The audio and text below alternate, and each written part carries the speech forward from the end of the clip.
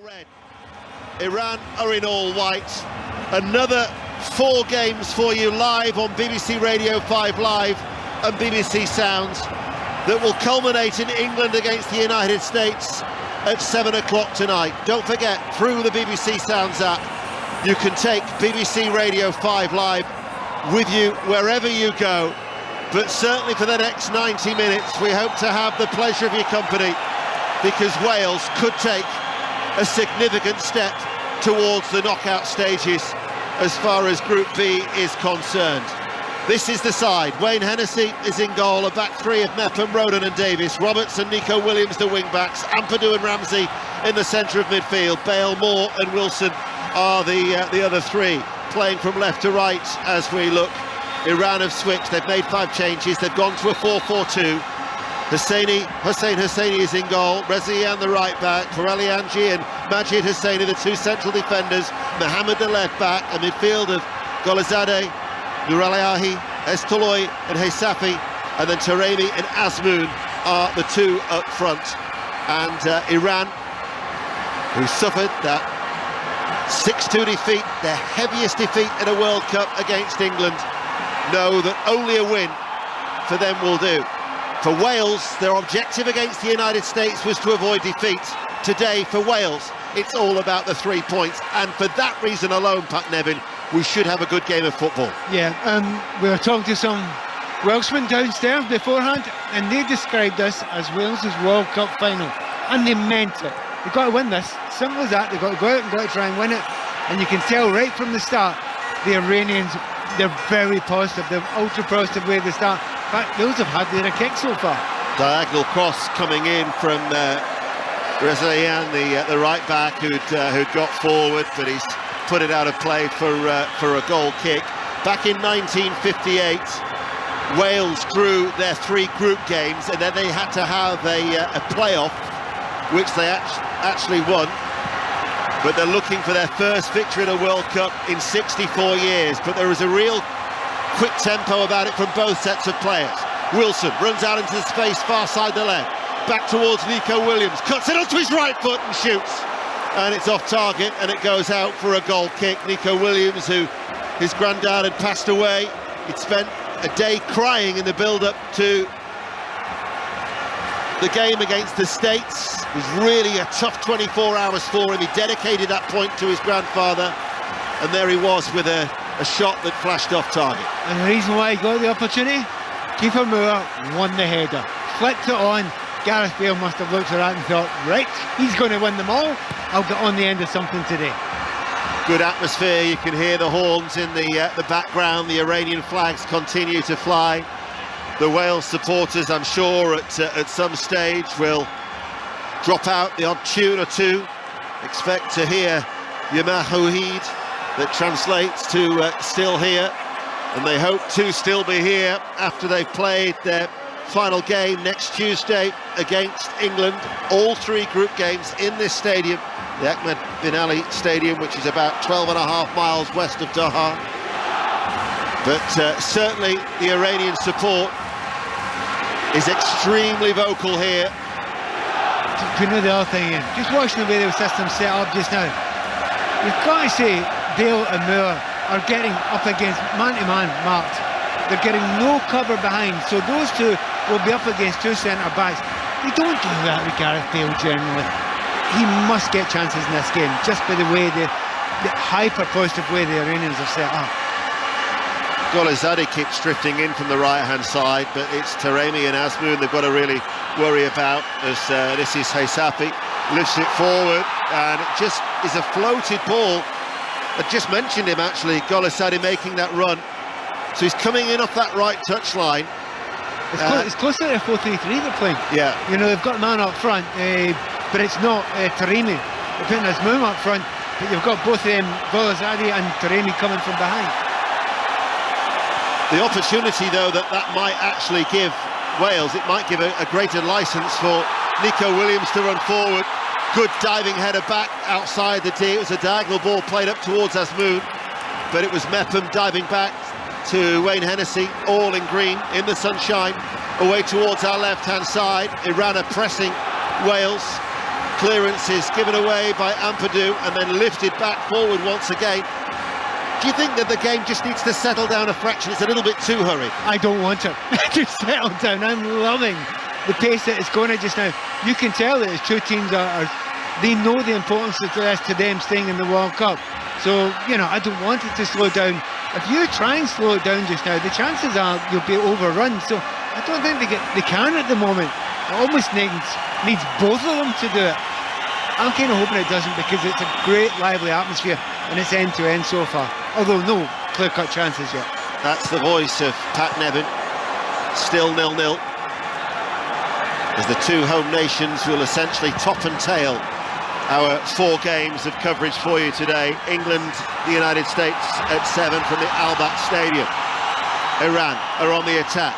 Ball played out to this near side. Mohamed, the left back, with a good cross into the penalty area. Golizade was there, it's collected on the far side. In comes the cross, Asmoon was there. Wales have got some work to do here, because Iran are getting men forward, and in fact as Rezaïn, the right back, walks back to the halfway line, he whips up the Iranian crowd. They don't need much whipping up here inside this stadium. They're up for it, and the Iran players are up for it too. 0-0. If you'd actually watched them playing against England, you'd say, is this anywhere like the same group of players? Ampadu, he'd done well under pressure, trying to squeeze it through to the path of Keeper Moore. Here is Golizade outside the centre circle, plays it back, and now with Nourahi out to Rezaïn once again, that right back, and they play the ball, but it's a good tempo. Ball over the head this time of Taremi. Asmoon, though, will make the run. A little shove in the back of Rodon, who did well actually under pressure to see it back towards Hennessy. Cushion header forward. Here is Taremi. He turns. Coming back from an offside position was Asmoon. His shot is low and it's right-footed. By the way, you mentioned the referee earlier. We've got Mario Escobar, who's an Argentinian referee. Drew Fisher is a Canadian who's in the VAR, but his assistant referees here, one's from Trinidad and Tobago, and the other one is from Costa Rica. When you talk about the inconsistencies that we've seen in this tournament so far, surely that can't help when you've got 4 different nationalities officiating the game. Well, the hope is, communication-wise, they can all speak the same language. That's the very, very important thing when you're going through, you know, with referees. I mean, different nations, fair enough, the rules are roughly the same, but the ability to communicate clearly in the same language is important. Just the second ever meeting between the two nations. The first was in 1978.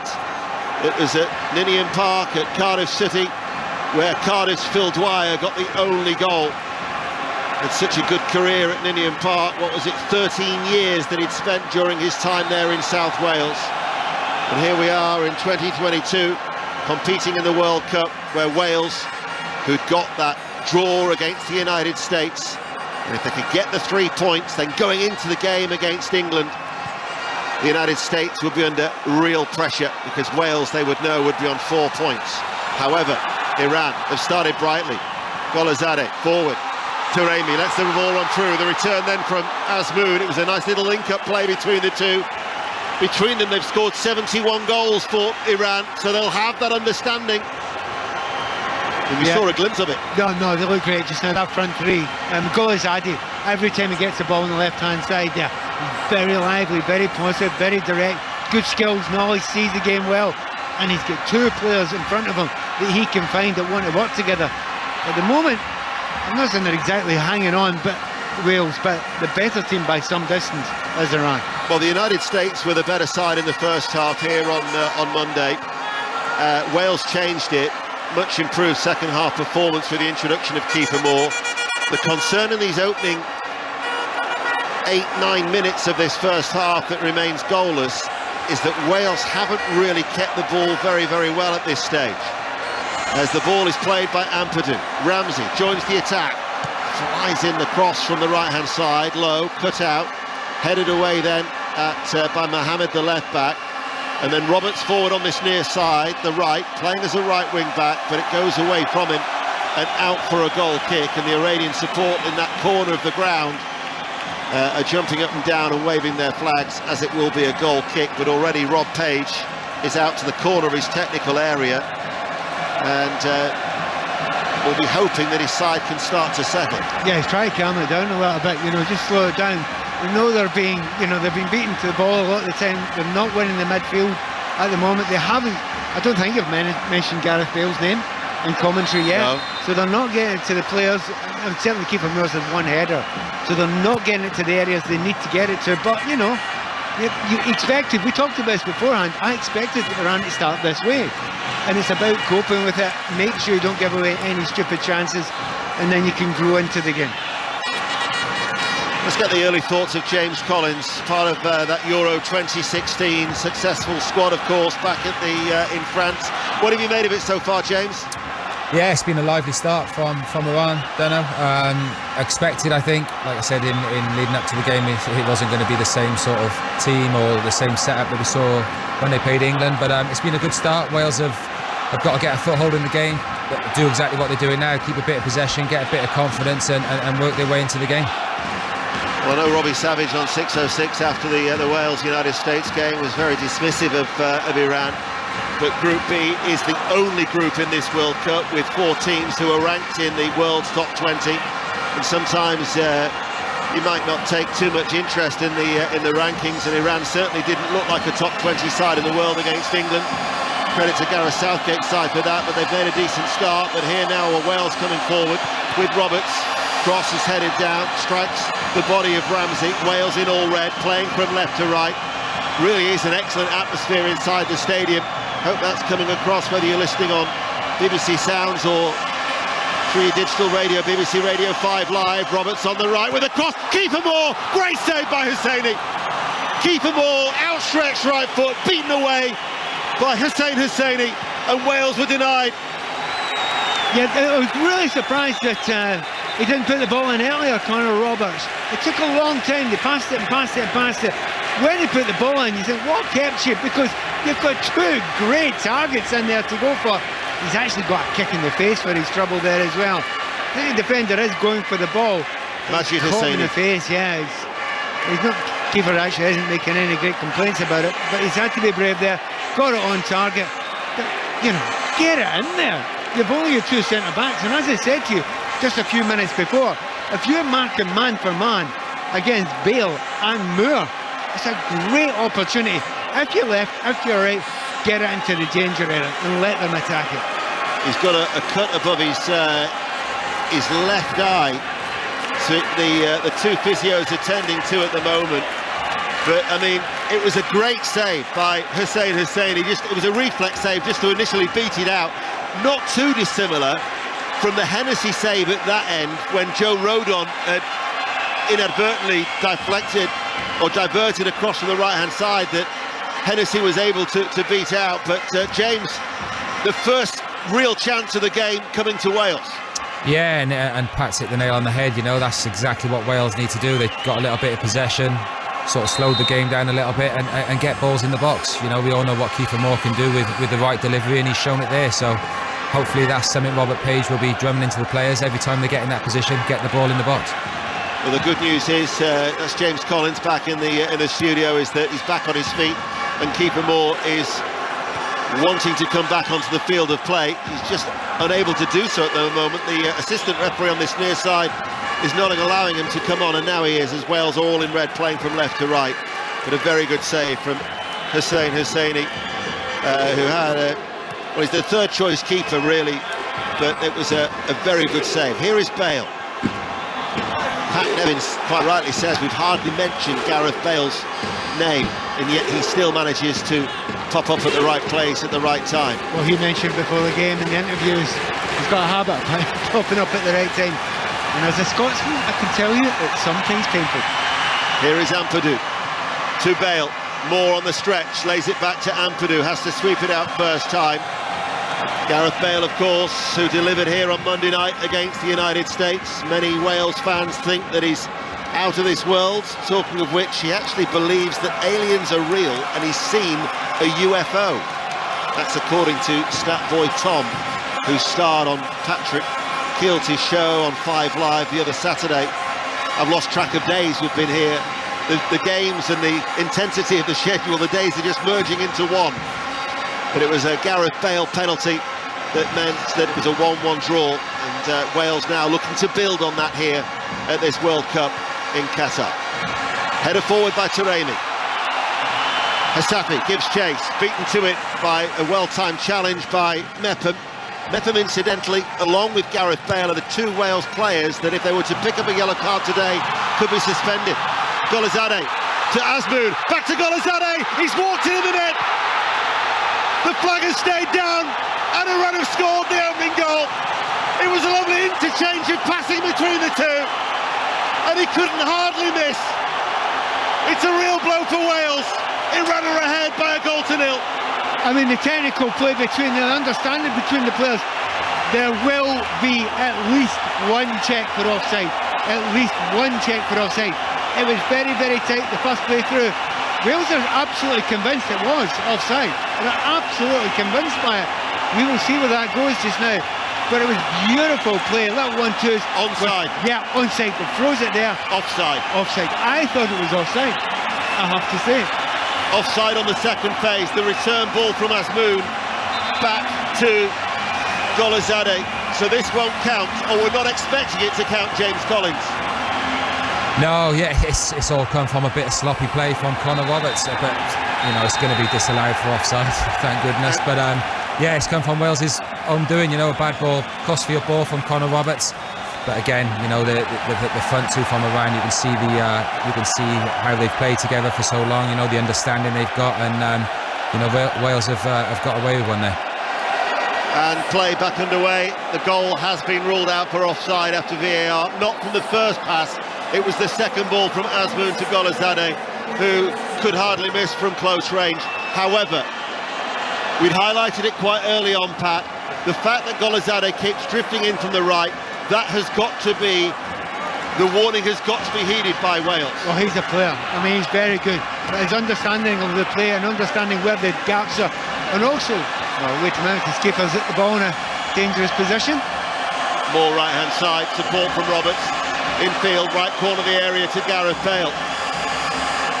Bale down towards the corner flag, running away from two white shirts. He's gone down holding his face. The assistant referee has raised his flag. It was Mohammed, the left back. I'm not too sure it was as bad as it looked from Gareth Bale. Actually, do you know, he's caught him just underneath the chin. He actually has caught him. I don't think it's deliberate at all, but he has caught him underneath the chin. I hope they don't take too dim a view of that. Sometimes just with arms flailing, you can catch people, and I think that's what's happened there. I'm just going on, I'm talking earlier on about the very interesting styles now.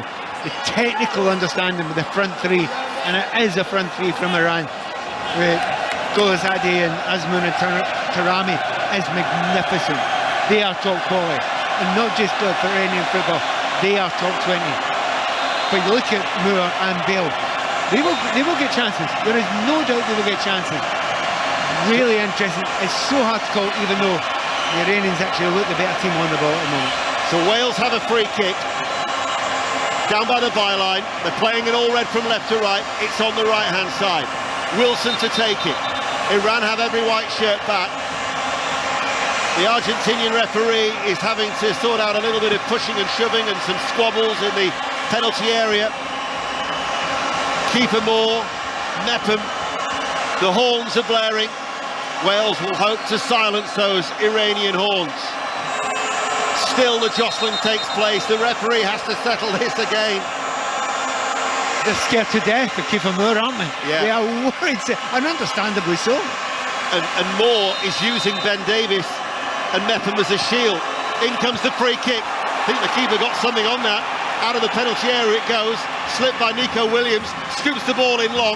Headed out by Azmoun for Iran. Collected by Wilson on this near side for Wales. Ampadu delivers the cross from the right. Azmoun, break on for Iran. Forward ball. Golazade has appeared on the left-hand side.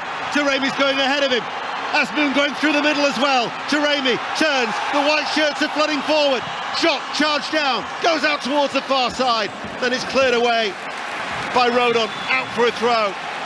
What a game we've got here on BBC Radio 5 Live, 0-0. It is a cracker. You know, some of the teams in this World Cup, when they break, you think, yeah, you're not doing anything here. You haven't got the technique to be able to pick out the important and the right pass. The Iranians have got it. They have absolutely got that. Wales, as soon as they get the ball wide at any time, they look like capable of creating chances. This is a superb game of football so far. On that far side, cross from the right-hand side, over the head of Azmoun. He's fallen to the floor, claiming he was pushed. Roberts Dennis with a clearance. He was caught by I think it was Mohammed who caught him. Roberts is back on his feet. Can I make an observation about the VAR, by the way? When Golazade put the ball in for the disallowed goal, he looked to the assistant referee. The assistant referee at no point raised his flag. They said with the introduction of VAR that the officials you wouldn't re-referee. Why doesn't the assistant referee still make the judgment call? He's not making the call, he's leaving it for the VAR. I just think he got it wrong. As simple as that, he got it wrong. The assistant referee thought it was onside. He won't raise his flag then because he thought it was onside. That's what you got the VAR for, to go and say, right, okay, if it's an obvious mistake, which it was, you make the decision. Well, certainly it was a let-off for Wales. 21 minutes played. Pat Nevin is with us here. James Collins, 51 caps during his career for Wales, is back in the studio watching on in a game that Wales have to win. Mind you, so do Iran after their heavy defeat on the opening day against England, who at 7 o'clock tonight take on the United States. John Murray, Rob Green, Kelly Cates inside the stadium from around 3ish, did we say? Was that the instruction that by the time that Team England would arrive ahead of the kickoff? And in between that, we've got still 2 more commentaries to come. Qatar against Senegal and the Netherlands against Ecuador at 1 o'clock and 4 o'clock. And in fact, with that Qatar-Senegal game, like this one, you can watch the match with the 5 Live commentary. Just look for the World Cup Extra on the BBC iPlayer. Iran coming forward with Rezaïn, the right back, and he was fouled, and it'll be a free kick to Iran, 10 yards forward of the centre circle in the Wales half. 22 minutes played, 0-0. So far, quite impressed with the referee. Part of the reason why it's going at that sort of pace is because he is A, letting 1 or 2 little nudges go, but B, probably just as importantly, he's not got the cards out needlessly. Some referees do panic at this stage. He hasn't panicked, and that's another reason why it's been such an open, lively, fast-flowing game. So this free kick 10 yards forward of the centre circle in the Wales half. Wales have got 6-7 red shirts on the edge of the area. Nico Williams is concerned by Golazade, who's staying out on that right-hand side, but there are 5 Iranian players on the edge of the area, so they're trying to protect Hennessy as best as they can. In comes the free kick. Azmoun with a header, climbed high, directed it wide. Certainly the fact that Sardar Azmoun joining Mehdi Taremi up front, they have a genuine threat. They have. We mentioned beforehand what their warm-up was. Their warm-up was getting the ball onto them all the time, be it high, be it low. Both players are very, very good at attacking, maybe more so Azmoun in the air. But don't write off Taremi either, he's really decent in the air, so they've been trying that. He got the end of that. I thought he was second favourite, but he almost got it on target. Azmoun plays for Bayer Leverkusen, Taremi plays for Porto, as Williams was... I thought that was a terrible challenge. Heavy challenge far side. He's writhing in agony at the moment, is Williams. That looked worthy of me, the yellow card. Absolutely worthy of me. I think it was really quick. By the way, Williams has done well. Can't be that badly injured. He's rolled 2 yards back onto the pitch. Well, he's back on his feet. He was off the pitch. Such was the nature of the challenge as Iran are pressing there. And Ampadu almost caught in possession. And then he rolled back onto the pitch, but he's in pain. Yeah, he needs to go down again. Yeah, either go down or, to be honest, he needs to get help there. I'm sure he was caught bad. That looked like a really bad one to me, the tackle. We're going to see it in slow motion here. Yeah, his knee's done. He's just wiped out. No chance of getting the ball there. That's a terrible decision. After me saying the referee's done quite well, you've got to call that one. That's a free kick and possibly a yellow card. Rezaïn, the right back with the challenge, who did go across to make sure that he was all right, but he's still hobbling badly at the moment.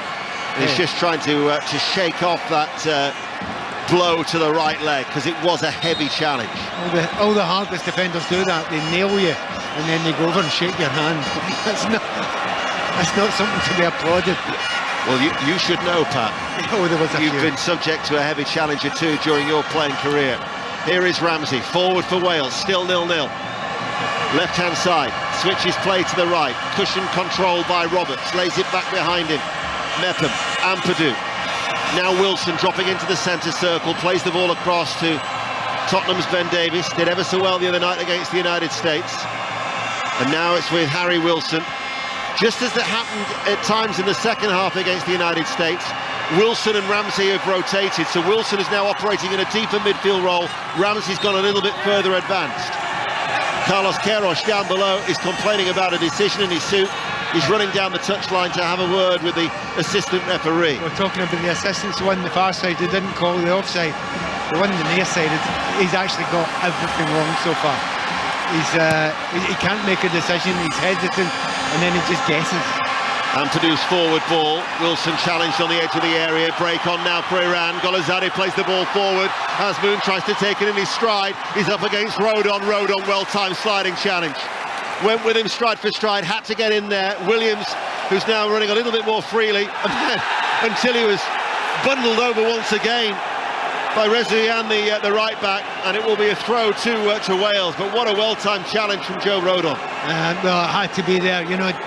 Lots and lots of pace he was up against there, but he waited and then just a little nudge when he needed to. The referee's finally got that one right from Nico Williams, twice in a row. I don't think he wants to run up the line. Now, here's a slight concern.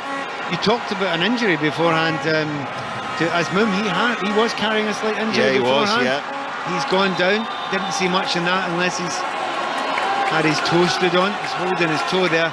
But sometimes that's a player who's hurt his calf and he's trying to pull it back, and that would be a concern. Well, that was the issue for him, a calf injury that he's had since early October. In fact, he hadn't played for Bayer Leverkusen since the 30th of September. He did play in the last 13 minutes against England, but that would be a concern for him at the moment. They're actually working, they looked at they're working on his calf. And that's a real concern. It's a real worry for the Rennies. It's great news for Wales.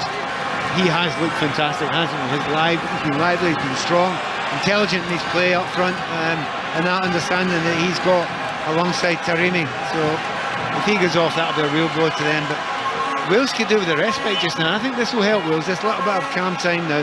Go over, have a word with the manager. And certainly Rob Page is down there, giving all the information as he possibly can. Just a little bit of a rest, because it's been an incredible pace. Certainly has. If you've just joined us, it is Wales 0, Iran 0, but both sides have had chances. Roberts after 12 minutes with a cross from the right, Moore with an outstretched right leg, reflex save from Hosseini to beat it away, and then Golazade had a goal disallowed, and he linked up with Azmoun, and then from close range had that return ball from Azmoun to Golazade. He was in an offside position, and after a VAR check, it was disallowed. As we approach the half hour, we're still goalless. You're listening to BBC Radio 5 Live, and here is Wilson on the halfway line. Play is back underway, and Azmoun, after that treatment, looks to be running quite freely. Ramsey nicks it out towards Harry Wilson. Wilson keeps the ball in play in front of the bald-headed coach down below, Rob Page, decked out all in black. Not necessarily a wise choice, although at least he's now not in the sunshine, the Wales coach down below, as Wales are under pressure from Rezaïn, the right back, who likes to get forward at every opportunity. It's a Wales throw, comes across to Ampadu, now towards Mepham. Mepham runs forward, hits a long right-footed ball. Moore heads the ball back towards Gareth Bale, hits it first time. As it dropped, he was a long way out, and he was on the run, and it was a weak effort. I know it's a Gareth Bale shot, but I thought keeper Moore could maybe have taken that in there, you know, as it was running past him. He was around along the 18-yard line. That shot's never going to beat a goalkeeper, and keeper seemed to just leave it. But he's actually unbeatable in the air, isn't he, keeper Moore? Every time the ball's played up, and he's laying off, as I said, he's bringing other players into it. He's such a big part of the way that Wales have to play here. Ball's on that far side to left. Wales are playing from left to right. Nico Williams, though, has lost it. He now tries to win it back from Rezaïn. Ball cleared downfield. Davies picks it up midway through the Iran half for Wales. And now inside, Wilson finds some space, runs forward, 30 yards from goal, looking for keeper Moore. It was a very good interception from Alianji, as again Rodon, reading the situation very well, prevents it from reaching Azmoun. So two watchful defenders at both ends of the field for their respective sides.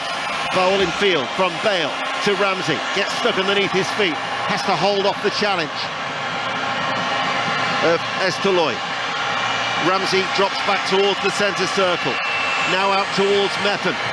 Mepham goes on a run, Roberts plays the ball inside, gets it back from Harry Wilson. Ampadu controls it, now looking towards Mepham and headed away, but in fact Ampadu was caught late. Free kick to Wales, central position midway through the Iran half, goalless.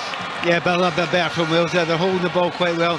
There's a bit of frustration that carried on through that, and that's why the foot was left in there. Definitely, again, a foul. There are other referees that will give a yellow card for that. There's no doubt they would. But the referee, he wants to keep this game running well. What has been interesting is watching very closely after the injury to Azmoun. He is actually moving okay again. That was a concern for the Iranians there. But his movement is fantastic. He always gets himself one-on-one with the defenders. So far, Mepham's actually done a brilliant job of showing him down the line and covering him. However, chance to get into the back post now for Wales. Mario Escobar had a word with Estoloy, but there was no yellow card, just a talking to. Free kick to Wales. Iran, a line of white shirts on the edge of the penalty area. Free kick will be taken midway through the Iran half. Ramsey or Wilson to take it. Wilson leaves it for Ramsey, right-footed, rather flat ball in. Kneed away by Estoloy. Ramsey's the player who's going to retrieve it on the halfway line, and he plays it all the way back to Hennessy. So we've got 13 minutes remaining, and it's tight and it's tense. How are you feeling, James Collins? Slightly better the last five, to be honest, Deno. Going back to that last free kick, you know, that's a great opportunity for Wales to get the ball in the box, and it's been a couple of times now. The quality hasn't been there. You know, we talk about keeping Moore's size and his aerial ability, and the quality hasn't been there from set play, so that certainly has to improve. Well, here they come with a cross. Rezaïn delivers it deep, headed away by Mepham, hooked downfield by Roberts. He kept the ball in play. Loose ball though picked up by Heysafi. His cross, a diagonal ball in from the left for Iran. Ramsey plays it back, Rodon on the edge of his own penalty area. Wilson is able to turn, and in the bright sunshine, Wales, with 12 minutes to go to half-time, slowly but surely build from the back. So we've got James Collins and Pat Nevin here on BBC Radio 5 Live as Bale to Ramsey, and Ampadu passes the ball along the ground. And Ben Davies comes forward now, the Tottenham defender, over the halfway line, accelerates, runs in field, quickly closed down, and then it's Ramsey who takes over in the shadows of the stand away towards our right-hand side. Williams heads the ball forward from the left touchline. Wilson with the cutback. Bale is there. It drops towards Roberts. Roberts plays the ball back to Mepham. Patient play by Wales, looking to go to keeper Moore in the inside right channel of the penalty area, and it runs away from him and out for a goal kick. Pat Nevin. If you're Welsh and you're listening, I would almost say, and breathe, because they've been put under a huge amount of pressure that first 20-25 minutes, and just as James was saying there, feels a bit better after these last 5 minutes, and he's right to do so, because they're in the game now. They're getting a little bit more hold in midfield. I would say in that transition stuff that you get in the midfield there, the Iranians still look the better team, but it's a more even game now, and it's, you know, they can calm down a little bit. There's still some, you know, mad running about from Nurlani in the midfield there, but in actual fact, the high press, that's not happening anymore. So they've probably managed to just about cope with that. They're always going to get away with pressure. I think Wales have just about got over that. Just over 10 minutes to go to half-time of normal time in the Ahmed bin Ali Stadium here in Qatar, as the ball is played downfield by Hosseini, the Iranian keeper, and then it's stabbed forward by Estoloy. Ramsey now picks up the loose ball for Wales. Ramsey hits it downfield, looking for the run of Gareth Bale. Brought under control though by Majid Hosseini. And then Mohamed turns and hits it downfield. Azmoun up against Rodon. Rodon again under pressure, did well. He might have just jarred his back there, but once again he was right on his shoulder. Any slip by Rodon, Azmoun's in. He manipulates the position brilliantly, doesn't he? The amount of the three centre backs there, he's up against the three of them, but the amount of times he finds himself one-on-one, because he just peels brilliantly. He knows where the danger is. He's not gotten the end of it. I tell you what, every time Rodon, Meffert and Ben Davies to some degree, they have to keep their eyes on that guy because his movement's superb. Iran in possession, although the ball is a loose one. It's collected by Mohamed. His ball back to Pouralianji wasn't the best either, and the keeper Hussein Hosseini actually was alert to it. He came out of his penalty area all in blue away towards our right hand side, and his clearance eventually runs through to his opposite number, Hennessy. It's an underarm throw out. Ball played inside by Roberts. Ampadu was caught a little bit late by Azmoun. Wales play the ball back. Rodon, who's playing in the centre of the three, he's got Mepham to the right, Ben Davies to the left, and here is the Tottenham player who now gets it back from Ampadu. And now it's with Ben Davies once more on that far side to Nico Williams. Williams to Bale, able to turn. Bale switches play to Roberts, who's advanced, but Mohamed with the header, with the interception. Loose ball picked up. They're dropping back a little bit here are Iran. And the space is with Wilson. And he's picked out Nico Williams, left side of the penalty area. It bobbled for him, off his shins. He went into the challenge. He's turned, but he's run the ball out of play for a goal kick. He was unfortunate. He was incredibly unfortunate there. I mean, he's doing some job up and down that line, Nico Williams. How much has been asked of him? He's taken a few hits already as well. But that little trick that he's got, a little flick behind, you know, the defender sees it coming, but he can't stop it. Gets to the byline and it just trundled over. And every time he makes one of those runs, it bends over. He breathes hard because there's so much effort being asked of him today. Did you feel our little metal commentary platform vibrating? I just wonder if there's somebody nearby of a Welsh persuasion who's getting a little bit nervous and tension with his knee. I think there's more than one. There's quite a lot. We're very, very nervous at this point in time. But as I say, slightly less nervous than before, because not exactly run the fight out of the Iranian team, but they were always going to start at 100 mile an hour, and it certainly isn't that just now. Well, 8 minutes to go to half-time. Mark Chapman is with us here in the stadium. And if it's been, at times, quite exciting this first half, the second half will certainly have its moments. We've got boxing on 5 Live on Saturday night. Dillian White and Jermaine Franklin at around 10 o'clock on 5 Live from Wembley. But if you think it's still 0-0 going into the second half, these two sides will continue to trade blows, because a draw, they will effectively cancel each other out. Yeah, you don't want that. You want to get through. You know, obviously, you could almost argue, Wales would argue that's not too bad for us, because the USA in the last game, whereas the Iranians have got England. England might be through. You know, yeah, and if you make 11 changes for England, still a good team. But, you know, they don't need it maybe by that point in time. So, yeah, I think both teams, for different reasons, must go for this. Ampadu doing well, getting there in between Taremi and Nourahali. Cross from the left-hand side. Bale, it was a low one, didn't have any elevation. It was easily cut out by Hosseini, the central defender. Bale now comes forward, tries to pass it towards Ramsey. Breaks back to Nico Williams, first-time cross. Clearance by Pouralianji, actually struck his own player, but the last touch came off Nico Williams, and it will be a goal kick. He actually thinks it's a corner, but it did strike the Wales defender last, and it will be a goal kick to Iran, and we've got about 6 minutes to go to half-time. You're listening to 5 Live, and it's still 0-0. Well, you talk about Nico Williams there as the full-back or the wing-back or whatever, but his start position so high up the pitch. So that's made a bit of a change to the game. But sometimes if you are playing with wing-backs, how they play is imperative. If they get further forward, it changes the whole dynamic of the game for you. So it's imperative they get as far up as possible without leaving too many gaps at the back. And certainly Nico's got on the left-hand side time and again in this first half. Just seen a shot of a female Iranian supporter. Just for a little bit of context, Iran remains the only country in the world where women are almost never allowed in a stadium to watch a game of football. to the fact that there are so many female supporters here cheering on Iran is certainly something that you wouldn't get in their own country. And there are a lot of Iranian supporters here with the horns that are constantly being sounded. Do you know, oddly enough, Ian, we were talking about the support beforehand. It looks as if there's a lot of empty seats before. It looks pretty full now. It's not far off it, particularly up at the Iranian end. Don't worry, there'll still be a crowd of around 60,000 from FIFA.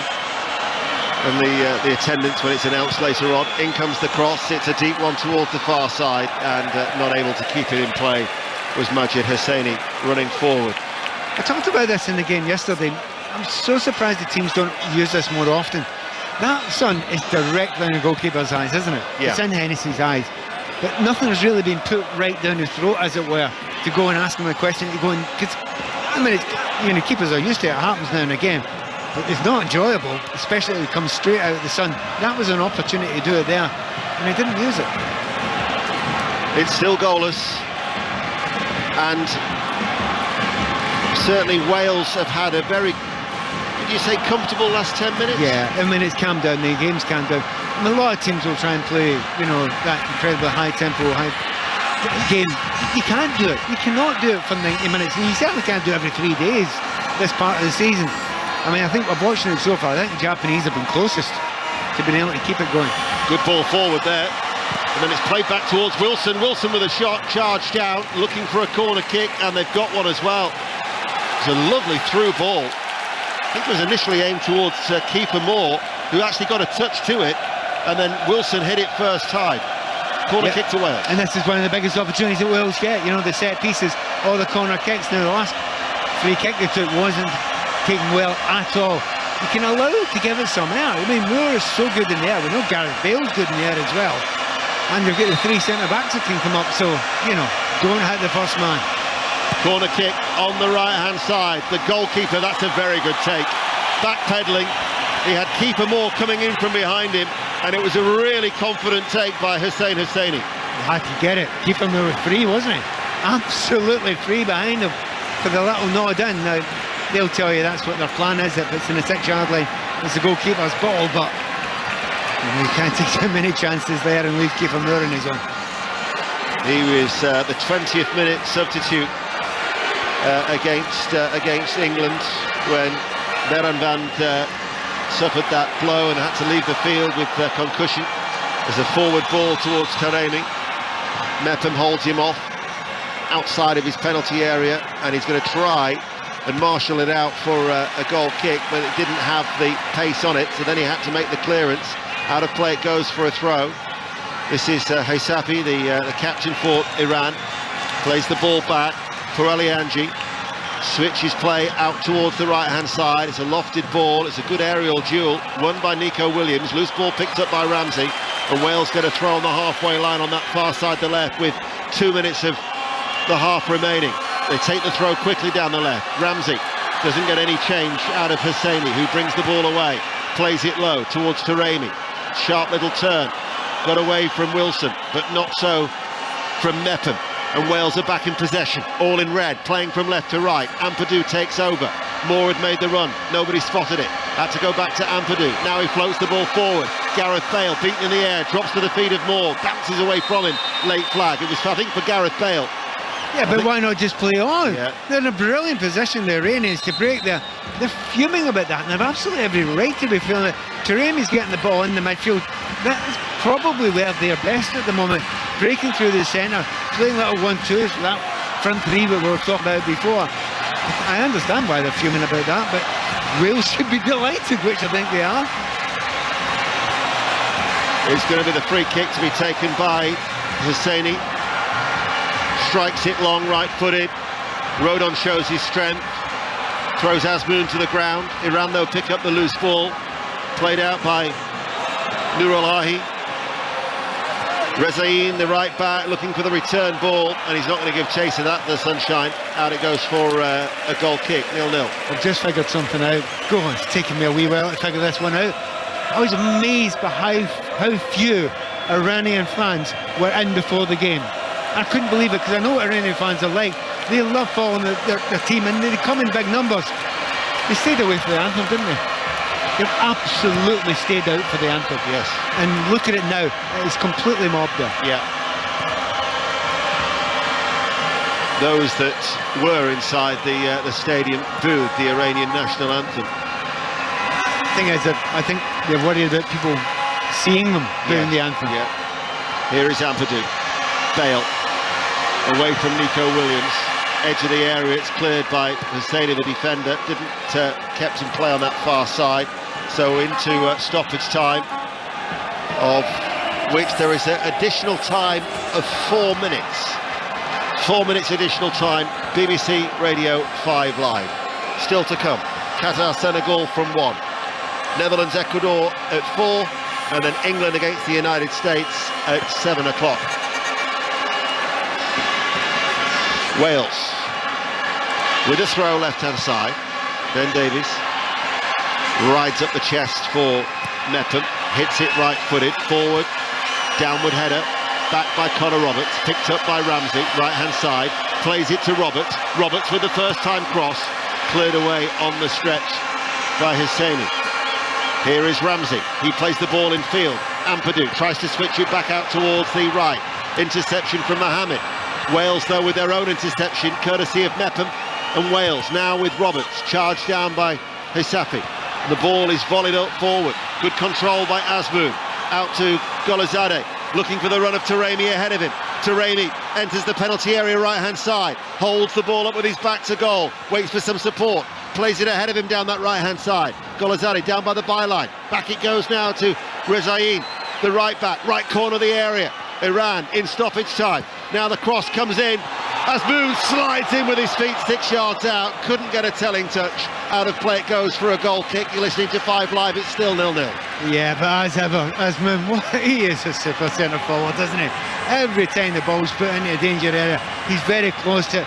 The Welsh defence has been fantastic so far to manage to stop him. Rodon gets in the right area there. They're learning a bit more about it. Mepham a couple of times has got in front of him, but that was, I see inches, 6 inches, 5 inches, no more than that. Really, really good move by Iran. But it's a 0-0, but it's one of the really great 0-0s. I'm really enjoying it. Hennessy taking his time with the goal kick. Moore tries to get on the end of it, but it bounces its way through to the left back, Mohamed. Volleys it away downfield. Davis heads it forward, gets plenty of distance on that too. Back it drops towards Mohamed, the left back for Iran. Flicked on then by Hisafi. Taremi's going to run in behind, and Rodon didn't get there. Rodon was late, and Joe Rodon's going to get a yellow card, and he knew it as well. Taremi was brought down, Rodon is booked.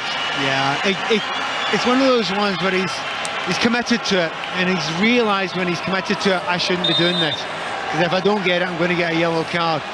If he'd have just slowed down and just shown him down the line, he wouldn't have gone anywhere. But I think Rodon's really angry with himself. Do you know what? He got there in time, but completely missed the ball. Yeah. It wasn't that he got late, he just missed the ball. Up until then, his reading of the situation and his timely interventions, you couldn't fault him. So now he needs to certainly be disciplined throughout the rest of the game. He's on a yellow card. The free kick is just probably no more than a foot in from the left touchline, and it's Hisafi who's going to take it. They've got one in the wall. It's a tempting possession, Ian. A very tempting possession for a left footer. There's a massive gap for them to find between the defenders and the goalkeeper here. Hennessy's 2 or 3 yards off his line, arcs its way in now, the free kick. Pulled back, Taremi has a shot, never really got hold of it, looking for maybe a handball from Gareth Bale, as it dropped rather awkwardly from the left-hand side. It almost presented an opportunity for Azmoun. Shot comes in from distance and gathered in at the second attempt by Hennessy from the effort from Nouralahi. They're still going on about the handball. I mean, they'll be looking at it, obviously. My initial thought was it hit his hand. Question is, was his hand raised? Was it away from his body? They will be checking it. The referee, though, blows his half-time whistle, and after a very exciting first 45 minutes, it remains Wales 0, Iran 0. Moore certainly had a good chance for Wales after 12 minutes. Iran have had a goal disallowed 4 minutes later, which was the correct decision. But in a game where both sides need to win, we are yet to have the opening goal. Goalless, Mark. It's a fascinating game, isn't it? And it's really ebbed and flowed. It was almost as if the disallowed goal for Iran that was overturned by VAR just deflated them a little bit for 15 minutes. Plus, they couldn't keep up at that lick. There was no chance of them keeping up at that, but you understood why they did it. We talked about it before the game. I mean, everyone, it was Danny was talking about it, James was talking about it, I expected it as well to come out at that pace, but they didn't get the reward they needed. And it would be silly to keep on going at that level. They're not capable of it. Also, they're capable of playing other ways as well. When you watch the Iranian team now, to be honest, this is the top team. They are technically very good. Didn't see that coming, did you? After the England game. But, you know, from midfield, the two strikers working together, well, I have to add on Golazadi as well on the right-hand side. If Wales get out of this and win this game, what a job they've done.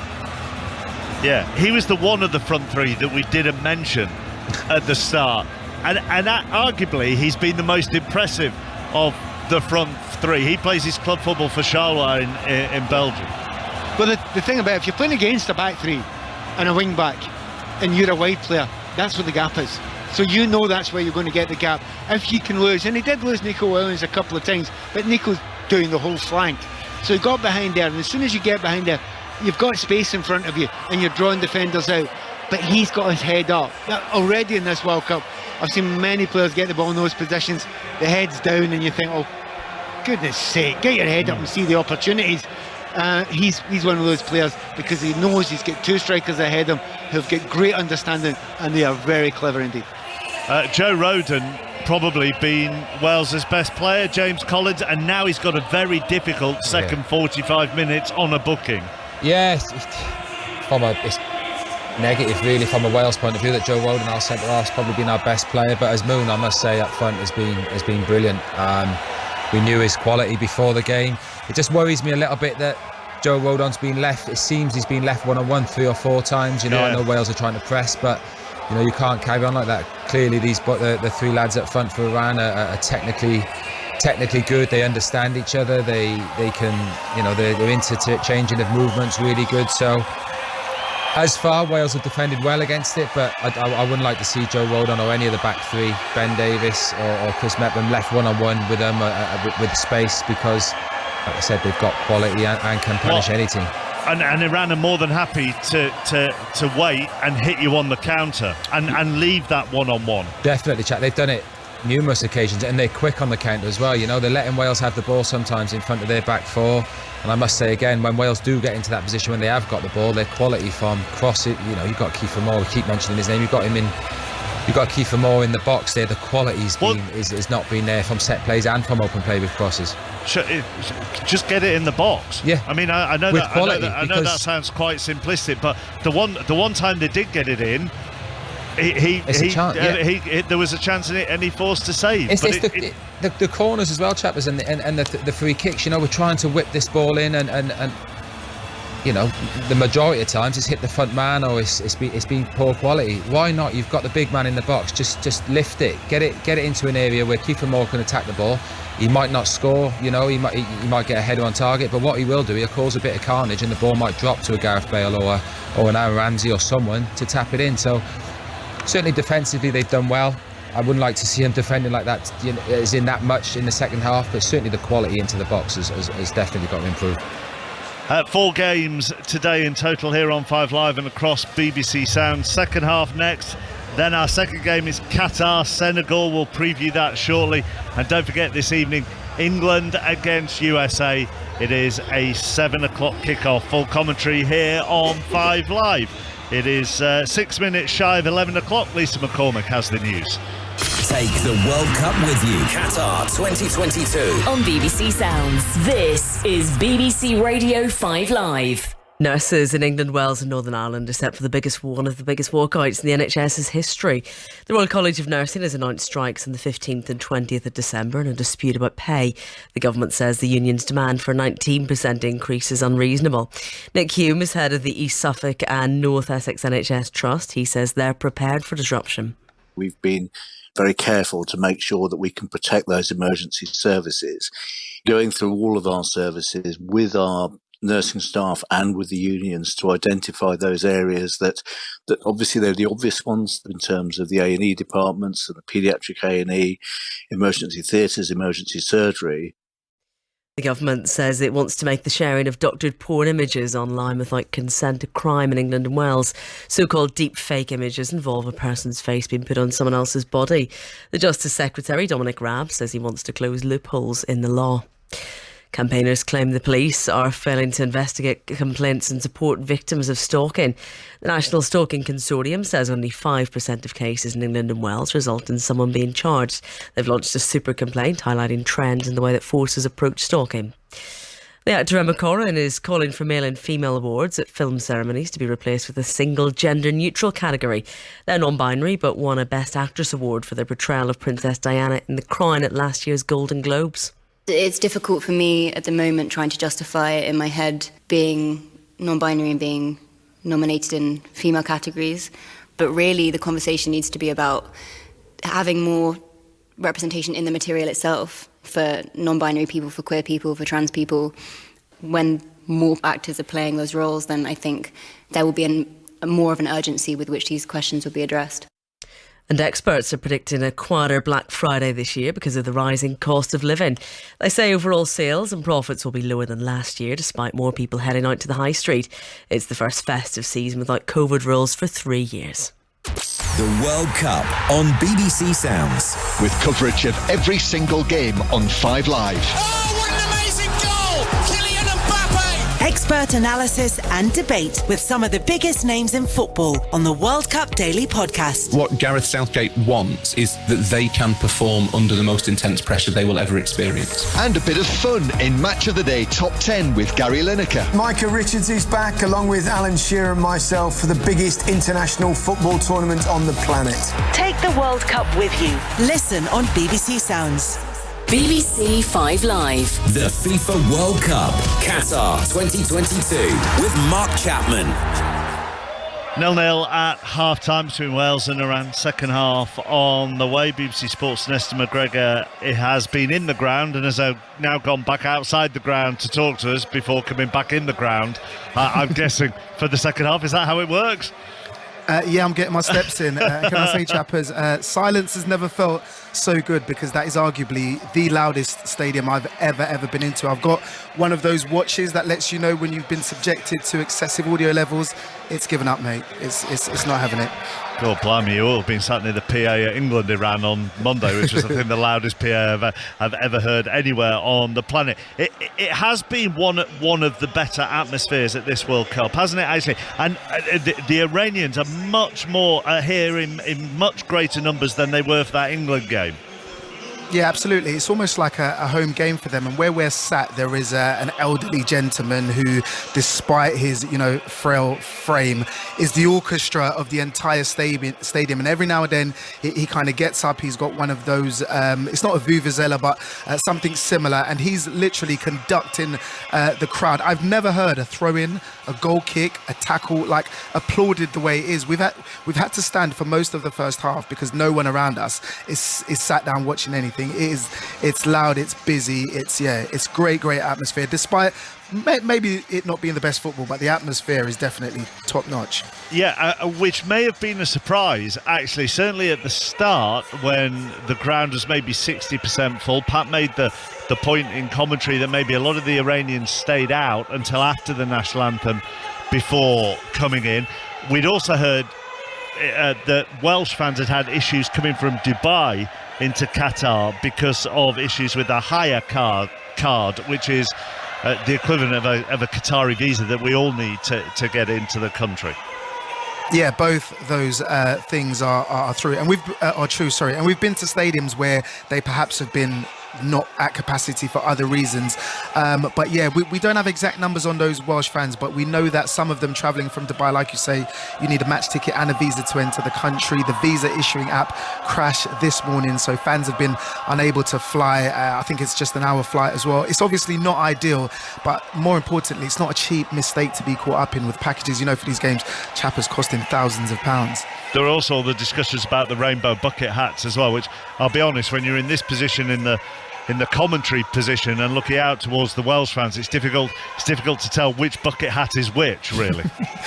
Yeah, and again, earlier this week, the Welsh FA and FIFA did say that Welsh fans complained about getting into the USA game with rainbow flags and rainbow bucket hats. We were told the message would get through to security on the ground that Welsh fans would be allowed in, and so far I did hover around security before the beginning of the match, didn't see any of it, and there is plenty of them inside the stadium as well. Also during before kickoff, you might have seen that the Welsh team did have rainbow inspired kind of logos down the side of their arms as well. So yeah, on that ground, all goods so far when it comes to not having items confiscated. How many games are you doing today? You did 3 the other day, didn't you, with starting with Japan, Germany. How many are you doing today for us? Yeah, I try not to talk about that. With this being a World Cup, you know, held in an area the size of Newcastle, fans being able to watch multiple games is a unique selling point, chappers, but I wouldn't recommend it. Like you said, I did 3 games in one day.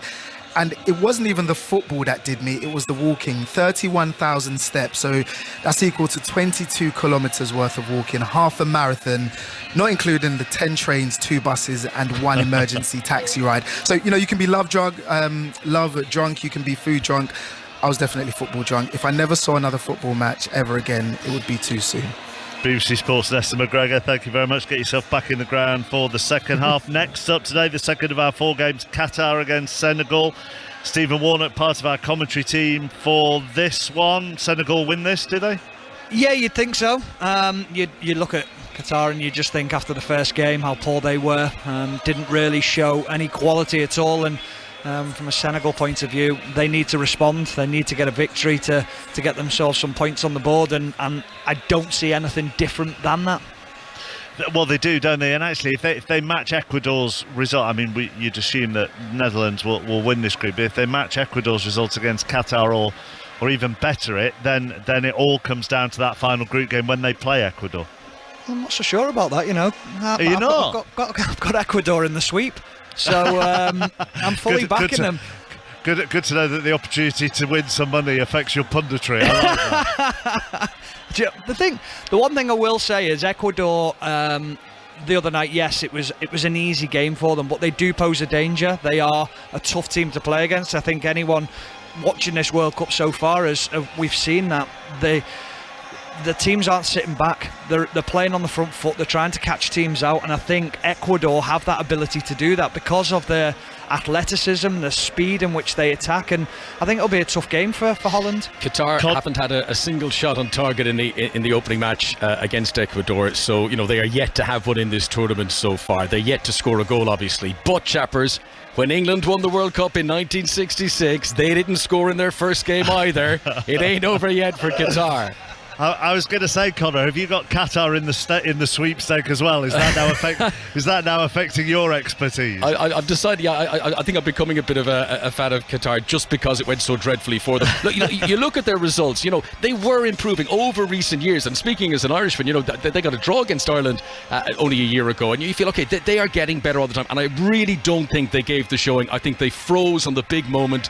The enormity of the occasion got to them, and just for the individuals as much as anything, I do hope Qatar give a better showing of themselves today. Thank you very much, both of you. So Conor McNamara and Stephen Warnock, your commentary team for Game 2. Don't forget Game 4 today, England against the USA. All the build-up to come later with Kelly and then John Murray and Rob Green and Matt Upson, and I think Micah as well might be in the stadium for that game.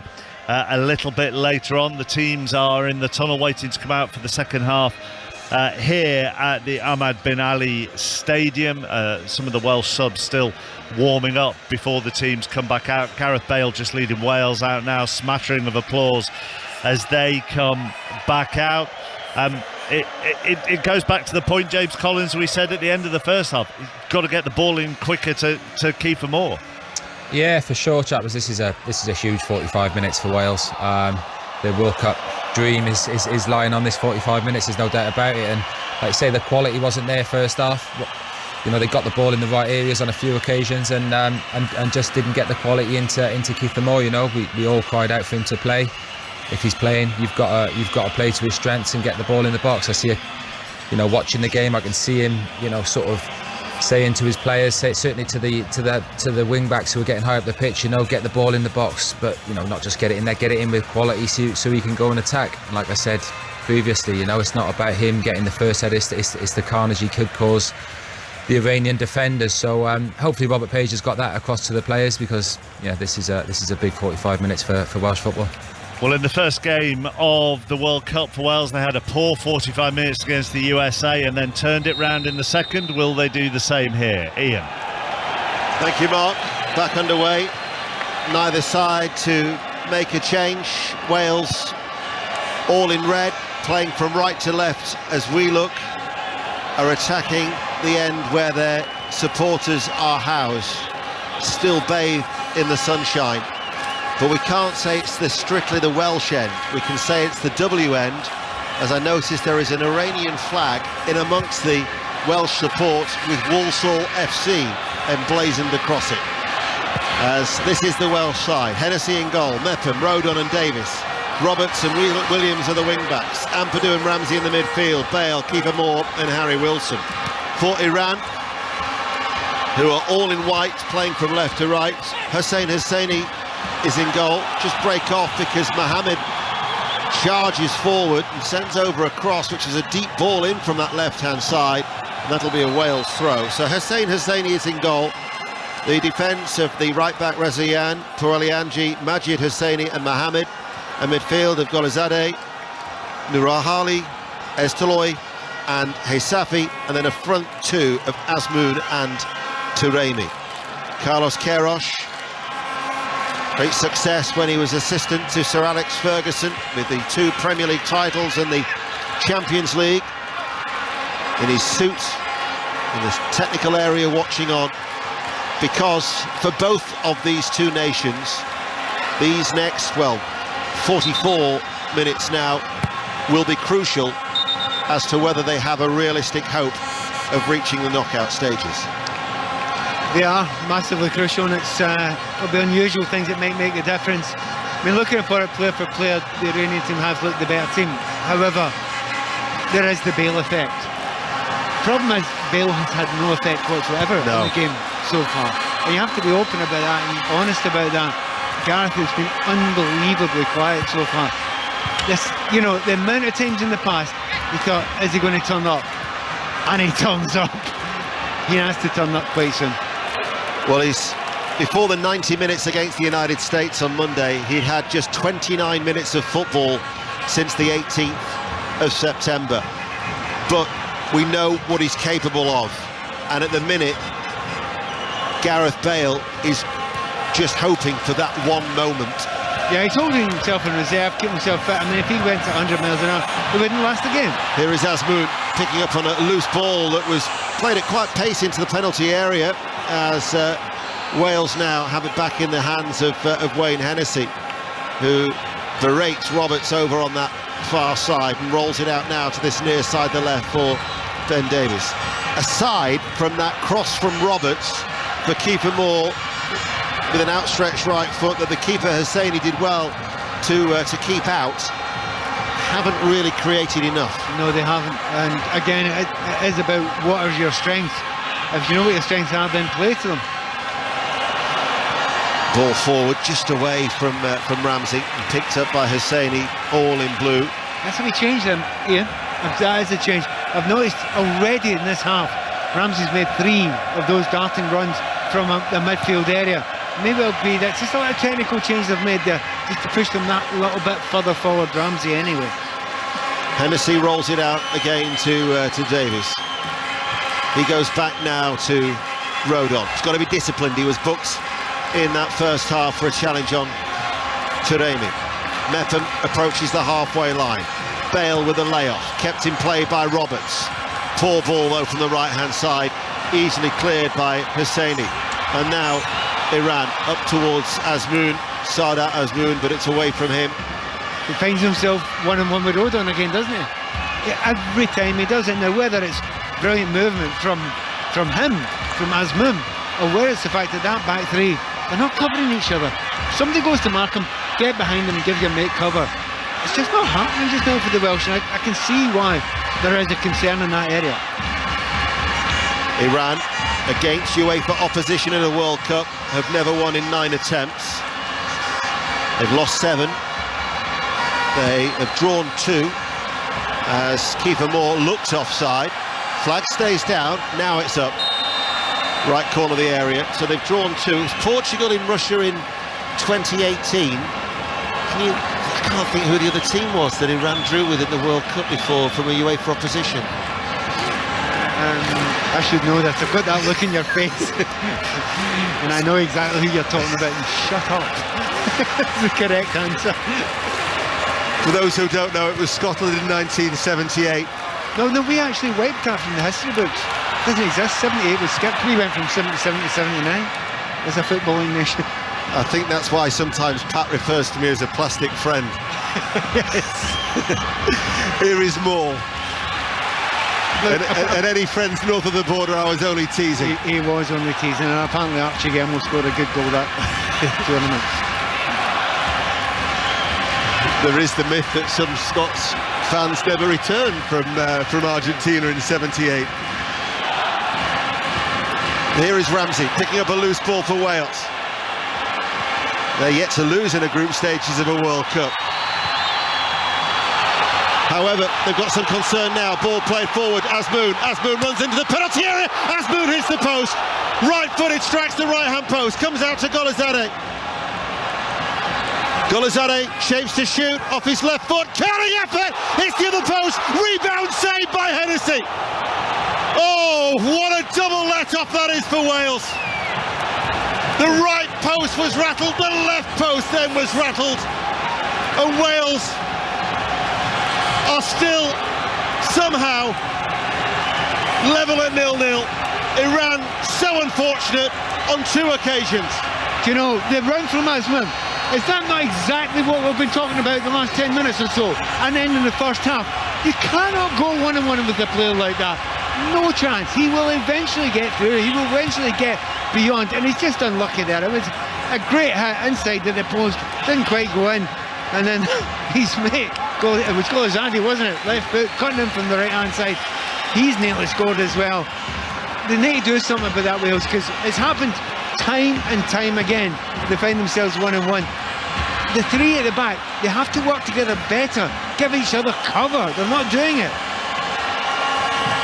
It's another let-off for Wales, still drawing 0-0 against Iran. What about the follow-up save as well from Hennessy? Bale with a cross on the right-hand side. More challenges, it's looping, and it drops onto the roof of the net and behind for a goal kick, and was still goalless. I think it was from Azmoun for the Hennessy save. He may have done well. Do you know, it's a simple technical thing. What's happening with Wales, even during normal play, they don't get a defender to wait behind the other defender. They just leave him. So I'm watching the game out of play here. And I think all the time Rodon is left one-on-one. All the time. Why have 3 centre-backs when only one of them's marking? It seems bizarre. It's a goal kick for Iran. There's activity down below. Dan James is going to be coming on. The only change that Rob Page made coming into this game.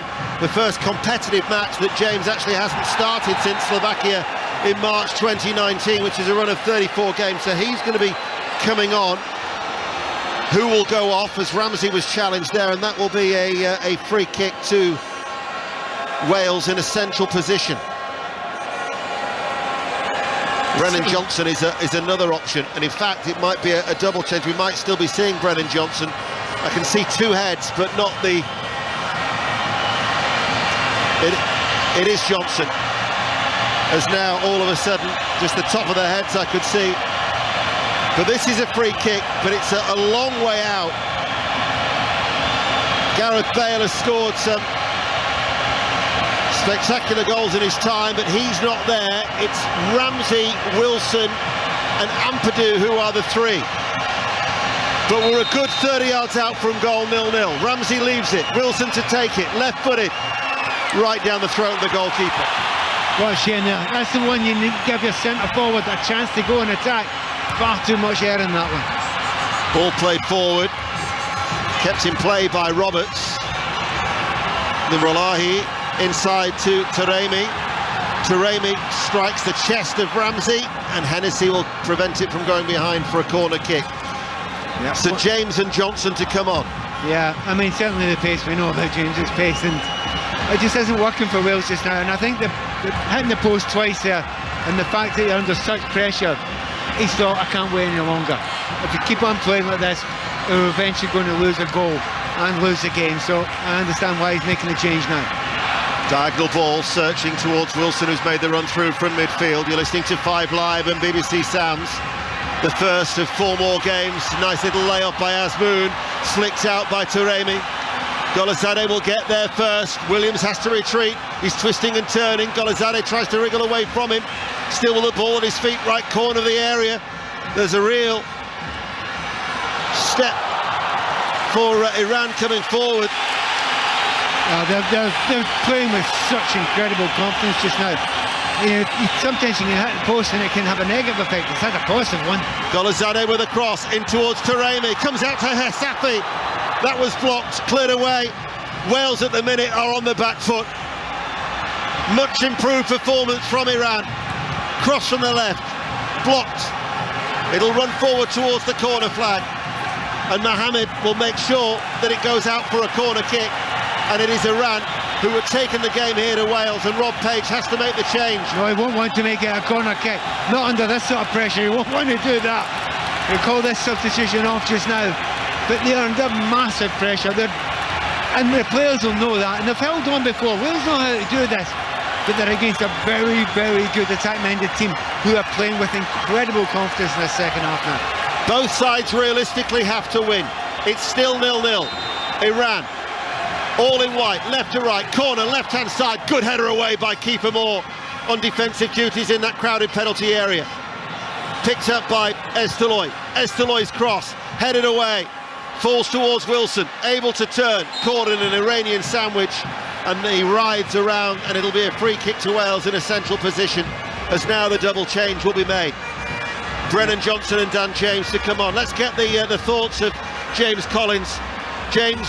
Yeah, this substitutions are desperately needed, Dano, to be honest. You know, if I'm Rob Page, I think he's got to go to a 4 at the back.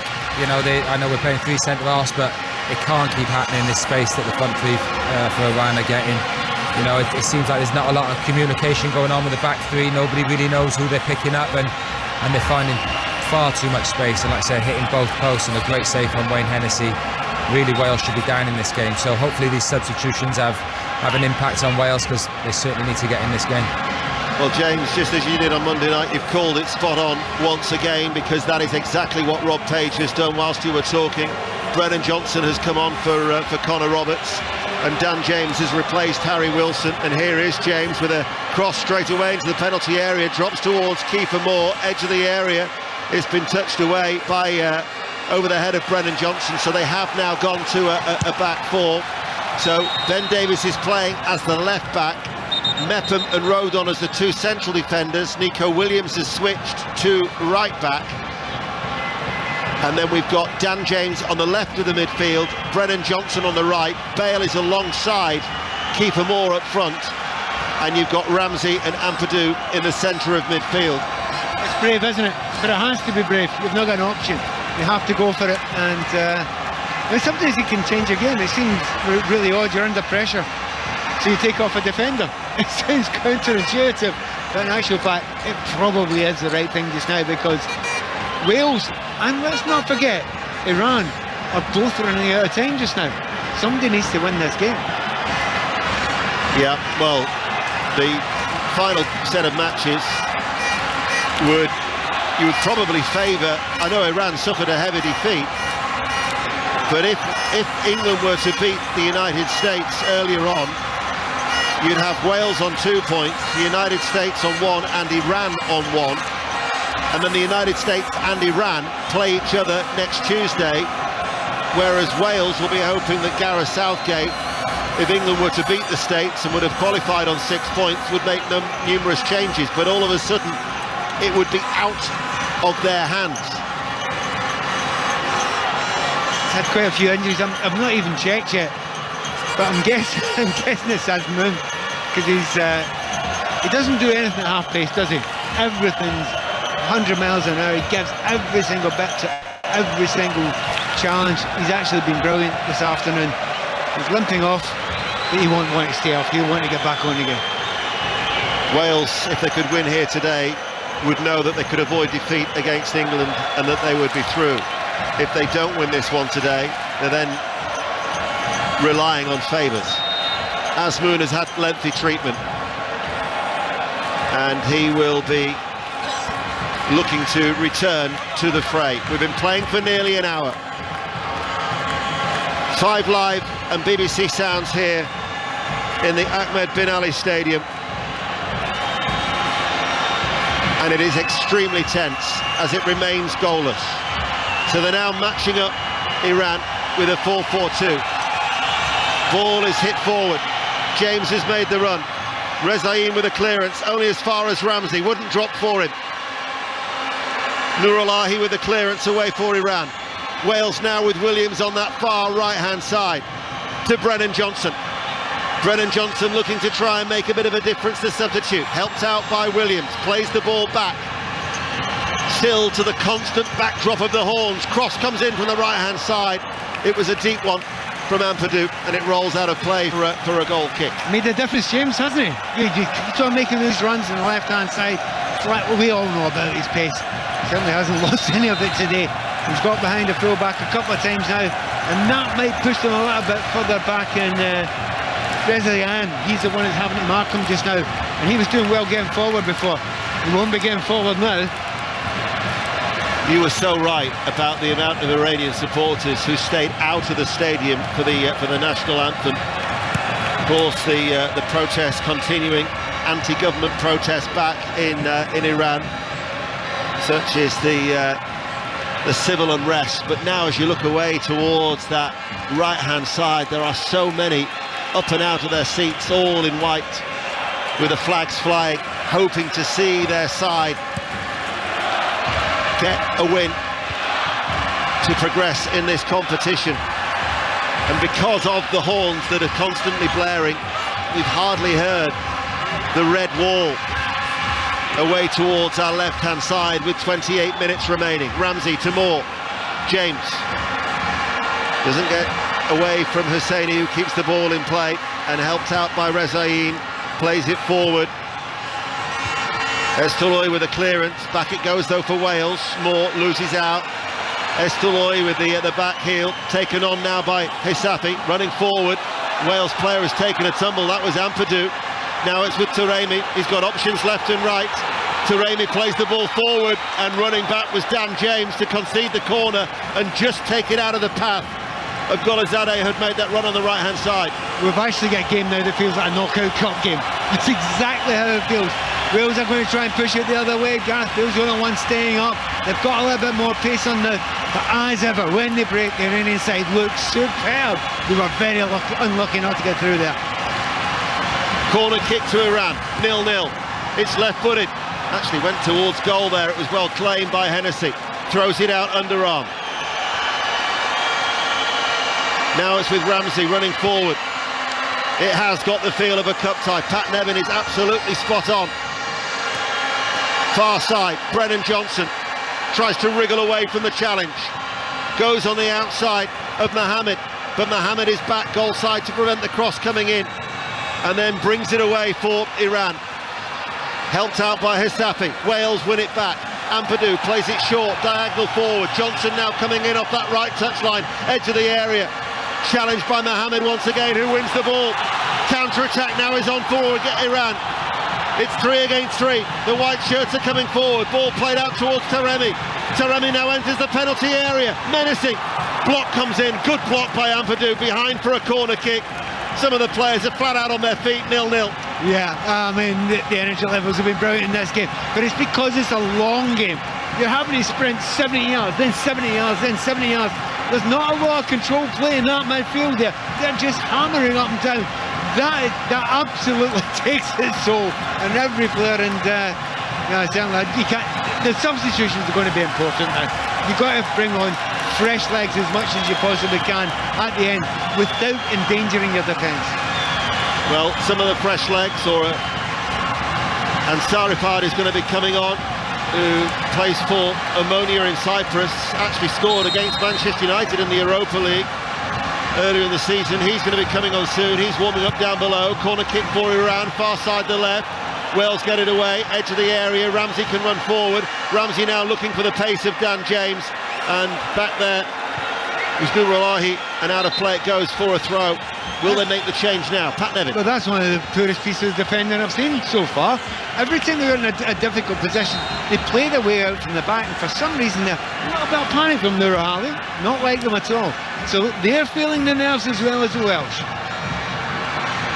We have 25 minutes remaining in this opening game, where there is a real sense of jeopardy, because a draw does not suit either side, but it is still 0-0. Williams far side the right, playing now as a right back. 5 Live and BBC Sounds here. Here is Ramsey. Sliding challenge comes in from that far side from Hisafi. It's a Wales throw. Williams. Not much movement for him. Still in that area of the field that is bathed in sunshine. Back it goes to Rodon in the centre circle. Now to the left back, Davis. They've switched from a back 3 to a flat back 4 Wales. Davis on the halfway line, forward to Kiefer Moore. Moore holds it up. Tightly marked by Hosseini, who was having a little kick there at him. And has a stern talking to from the Argentinian referee. They're very, very good with the tackling. They do not let anyone get any space whatsoever, and that is across the entire Iranian team. Williams with a cross. It's a high one from the right. Headed out by Rezaïn, the right back. Drops back to his feet. Chips it long. Up towards Azmoun. And his header in the direction of the Porto striker, Mehdi Taremi, is seen back by Wales to Hennessy. When you're entering the last 20 minutes of a game, one goal might just be enough for either of these two sides. We have just over 20 minutes remaining. Brennan Johnson, right-hand side of the penalty area, accelerates in towards Bale at the near post. The flick didn't quite come off, and it'll be run out over on that far side by Hosseini. Wales, though, will get a throw.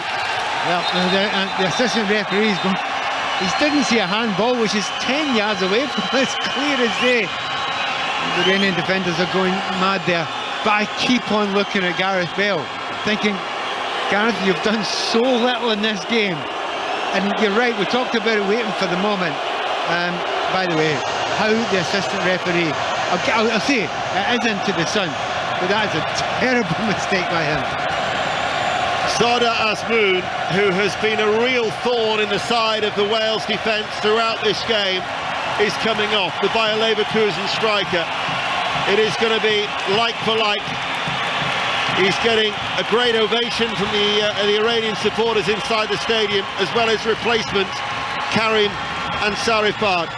James Collins is a former defender. I would imagine you'd think that Rodon and Mepham would be glad to see the back of him. I'm glad to see the back of him, to be honest. I think that, you know, it's big for Wales. Azmoun going off, he's been sensational. I think all the good stuff has come through him, so seeing him going off is a bonus for Wales. But certainly, you know, going into this sort of stage of the game, we need Gareth Bale and Aaron Ramsey. They've both been poor in the game. This is where we need the big players to come into the game and show us that bit of magic that they have for so long. Certainly is. Here is James running forward, stays on his feet with the cross. That was blocked. And just to illustrate the point that James Collins has just mentioned, 10 of the last 14 goals at the last 3 major tournaments have either seen Bale or Ramsey involved. That's how key they have been when Wales in the past have had their big moments at the Euros, of course, which James Collins was part of, Euro 2016, when they reached the last 4, and with Gareth Bale with that crucial penalty as an equaliser. But now Wales will hope that one of those two can step up here as we're midway through the second half, because otherwise the United States will be thinking to themselves, let's avoid defeat against England. That will be their objective as a minimum for that game that you'll hear on BBC Radio 5 Live and also on BBC Sounds at 7 o'clock tonight. England, the United States. John Murray and Rob Green will bring you that commentary. Kelly Cates presenting in the stadium. Here is Taremi for Iran, looking for the run of Ansarifad ahead of him, but it's picked up by Hennessy. It's so unusual to see that. There's so few teams that are playing double strikers and they're working together. You know, I've often seen two centre forwards up, but they never pass to each other, they never move for each other. Those two are really, really good together, and it's a throwback to a lot of double striking partnerships you've seen years ago. Back in 58, Wales drew every match in their 3 initial group stage games. The draw's not enough here today. Shot from distance. Nurulahi, cross comes in, headed away. Can you believe we've got a steward in front of us who's actually taking a selfie and obstructing our view when that cross came in from the right? In the row in front of us. This was happening to Vicky Sparks all the time, the previous ones. They just stand right in front of you, right in front of the goal. And there's a steward. They're human too. Come on. You think he'd be having his eyes on the game. It's been such a captivating contest between these two. Still at 0-0, and we're inside the last 20 minutes. Iran have got their 4th corner of the game. It's the far side, the left. It's an outswinger. It's delivered too deep. Comes out to Golazadeh, who's impressed on the right-hand side. The overlap not required. In it goes to Esteloy. He floats over the cross. Downward header picked up by Hennessy at the near post. Taremi was looking to pounce, couldn't get there. Hennessy throws it out underarm towards Ramsey. Every red shirt was back. They don't look a cohesive unit in the minute, Wales. No, they don't, but they managed to manipulate a situation there where James had a defender 1-on-1, but it was a poor ball. He's far too far over the top of him there. And if he'd have it, you know what it's like with James, if he's got a chance to run 1-on-1 with anyone, no one's going to keep with him. So that was an opportunity. It didn't look like one, but it was one. Ball played by Moore. It runs away. Picked up by Rezaei, the right back, running to the edge of the area. Staying out wide is Golazadeh. Here he is now on the right. It's a left-footed ball. Cleared and touched behind by Rodon. For a corner kick to Iran. 18 minutes remain 0-0. We've had too much space there for Golazadeh, wasn't it? It was easy to get him the ball in the box, getting towards the byline. Corner's been taken quick. They've done an Agdala under Arnold. In it comes now, edge of the area, down into the ground. That was Purali Anji who had the effort. Cleared by the Welsh defence. Brennan Johnson's got to go it alone.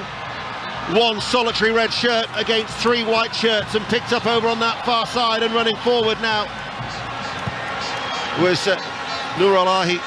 Cleared up towards Moore. Iran look the sharper of the two teams. They do. I mean, Wales had to make a change in the system change. You understand why they do it, but they are hanging on. But they have got more players up front. They may well get one chance, and they may only need one chance. And they've got players in the team that can take that chance when it arrives. Esteloy for Iran. Plays it wide to the right, edge of the area. Taremi back to Esteloy. Shoots low! Just wide. Did Hennessy get a touch? Yes, he did. Vital save from Hennessy. His heroics defied Ukraine in the playoff back in Cardiff in June. They've taken the corner quick. Wales have been caught napping. Cross comes in from the left-hand side. Turned behind by Ampadu. Wales are hanging on. They are hanging on, and they are tired, and they're talking to each other, trying to pull each other together. This is the time to get as tight as you possibly can. As a back four, as it is, they're being stretched, and the gaps have been taken serious advantage of by the Iranian strikers. From a neutral, you'd have to say Iran should be ahead. They deserve to be ahead. They've hit the post twice in the second half and went close again. Corner kick with the referee's blown his whistle. And the former Brighton player, Jahan Bash, is going to be coming on. Yeah, and to think you're going to add a little bit more liveliness to this Iranian side just now, that's another fear. But 15 minutes to go, it's maybe holding it for 5 or 10 minutes. Are there any changes that Rob Page can make now that will make a difference? That's a really serious question, because there's a lot of tired-looking players in red out there. They wait to take the corner. Golazadeh's going to take it on this near side, the right. It's left-footed. Again, Hennessy under pressure. Actually more for his own players than anybody else. Goes back in. Hennessy struggling to get there, but they get the ball away. Golazade on this near side, left-footed, sends in another cross. Good header out by keeper Moore inside that penalty area. It keeps coming back. That's an up and under on this occasion. Out it goes towards the right, bouncing ball, difficult to control. Golazade plays it back. Rezaïn, the right back, plays it forward. Can't get it out towards Golazade. Shot from distance on this occasion from Nurulahi. And it'll be Nico Williams to try and offer a little bit of respite for Wales.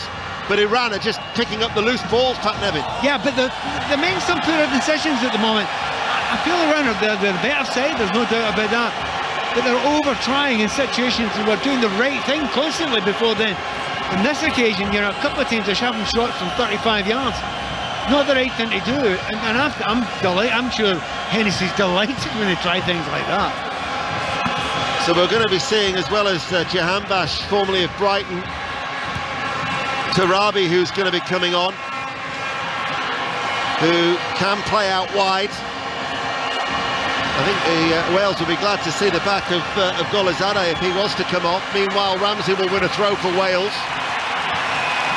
Certainly, somebody's just indicated there that they're not in a position to... It's Nurulahi who's gone down, and he's indicated with that motion of the hands rolling over each other that he's going to have to be replaced. Yeah. Meanwhile, Wales are trying to get some instructions across to Ampadu and maybe Carlos Queiroz. If Nurulahi is unable to continue, looks like he might have tweaked a thigh muscle. Possibly a thigh strain. Ductor muscle. So Tarabi is going to be coming on, and he is going to be replacing.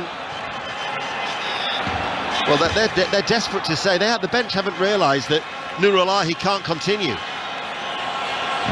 So at the minute it went up the number 3, which would be Hesafi, the captain. But now they're having to change that. Meanwhile, I think Gareth Bale coming off. The possibility of that. Would you all come on, maybe? Golazade is coming off to be replaced by Jahanbash. 61 appearances and 4 goals during his 3 seasons at the Amex. Whilst the changes are happening, Joe Allen is going to be coming on. James Collins, just for those who don't know, how crucial is the introduction of Joe Allen? Yeah, he's massive, Deno. I'm not sure it's the...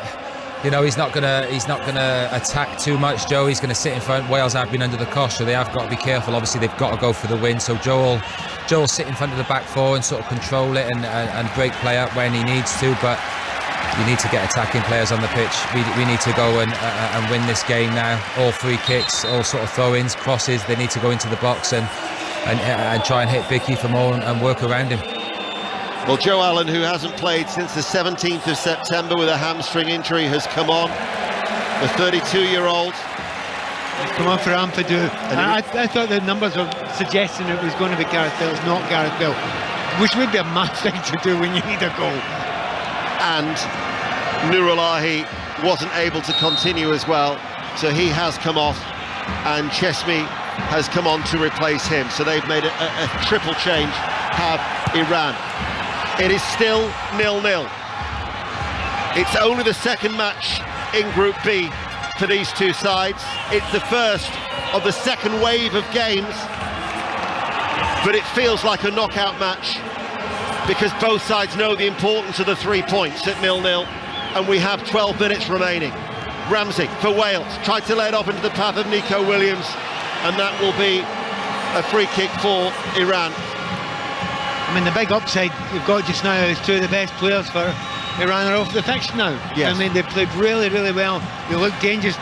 Both of them had hit the post. And it was a fantastic piece of play earlier on by Azmoun, and he hit the post. And then, of course, the other one that hit the post was a winger, and he's gone Golazade as well. Good hold-up play by Moore on the halfway line. Releases James away on the left-hand side. James checked, and no foul as the challenge had come in from Majid Hosseini. James has stayed down, and the referee has indicated that it will be a throw to Iran. Yeah, but he's just made 2 terrible mistakes, and happily he's changed his mind now because he was pointing out for a throw for Iran there. There is no chance that was a throw for Iran. Davis is going to take it. They hung onto the ball as long as they could, but it will be a Wales throw. 11 minutes remain, still locks at 0-0. Where will the breakthrough goal, if at all, where will it come? Away towards our left, where the red wall watch anxiously. Still half of them bathed in the sunshine. Or will it be the abundance of white shirts and the horn blaring Iranians? It's just such an unusual thing to see in the end of a group game. Both managers wanting to get ball to get on quickly, desperate to get the game restarted again. And if it gets to 90 minutes, they'll want 8 or 9 minutes extra time as well. And knowing this World Cup, you might well get that. You might even get double figures. As the ball is played out by Hennessy, all in green away towards our right. Davies plays it a long way back. Rodon now is about 6 yards inside, up from the byline, has to play it back deep into the penalty area for Hennessy, who chips it forward just over the head of Ansarifard, but it will go out of play, and it's an Iran throw. They want to take it quickly. Rezaïn, the right back, headed away by Rodon, and now up towards James. Little touch by Bale. He's a passenger, Gareth Bale, at the moment. Well, has been most of the game. Now it's with Taremi.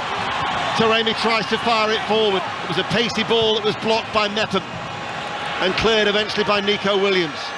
A tired Gareth Bale towards James, but we all know what Bale is capable of as he now lifts it over the head of Estoloy. Out it goes towards Williams. They need their talisman more than ever now, do Wales. But the move breaks down, and Estoloy, he's now struggling, puts it out of play for a throw. His hands up, he wants to come off. Yeah, it's very, very odd him doing that. He's had a great game in that central midfield area, and he usually passes it out from the back, but on that occasion, clearly he's got cramp in one of his on his right calf there, and you know, it's no surprise. I mean, it's such a brilliant pace to this game, and it's gone up and down, and if you're a midfielder, you're going to feel this absolutely at the end of the game, and for a day or two to come afterwards. They can make one substitution because they've made that triple change. Remember, you're only allowed to bring on the 5 subs at 3 separate intervals. So at the moment, whilst he's getting the treatment, Estoloy, and doesn't look like he's able to continue, word reaches me, James Collins, that you're getting a little bit animated back there. Just a little bit, Dano, just a little bit. Just frustration more than anything.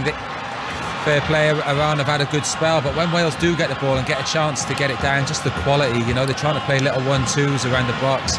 Brennan Johnson a few moments ago, it's an ideal to get it into the box. I know it might sound a little bit desperate measures, but that's where we're at, you know. We need to get the ball into the box, we need to create a chance to go and win this game, and it just more frustration than anything building.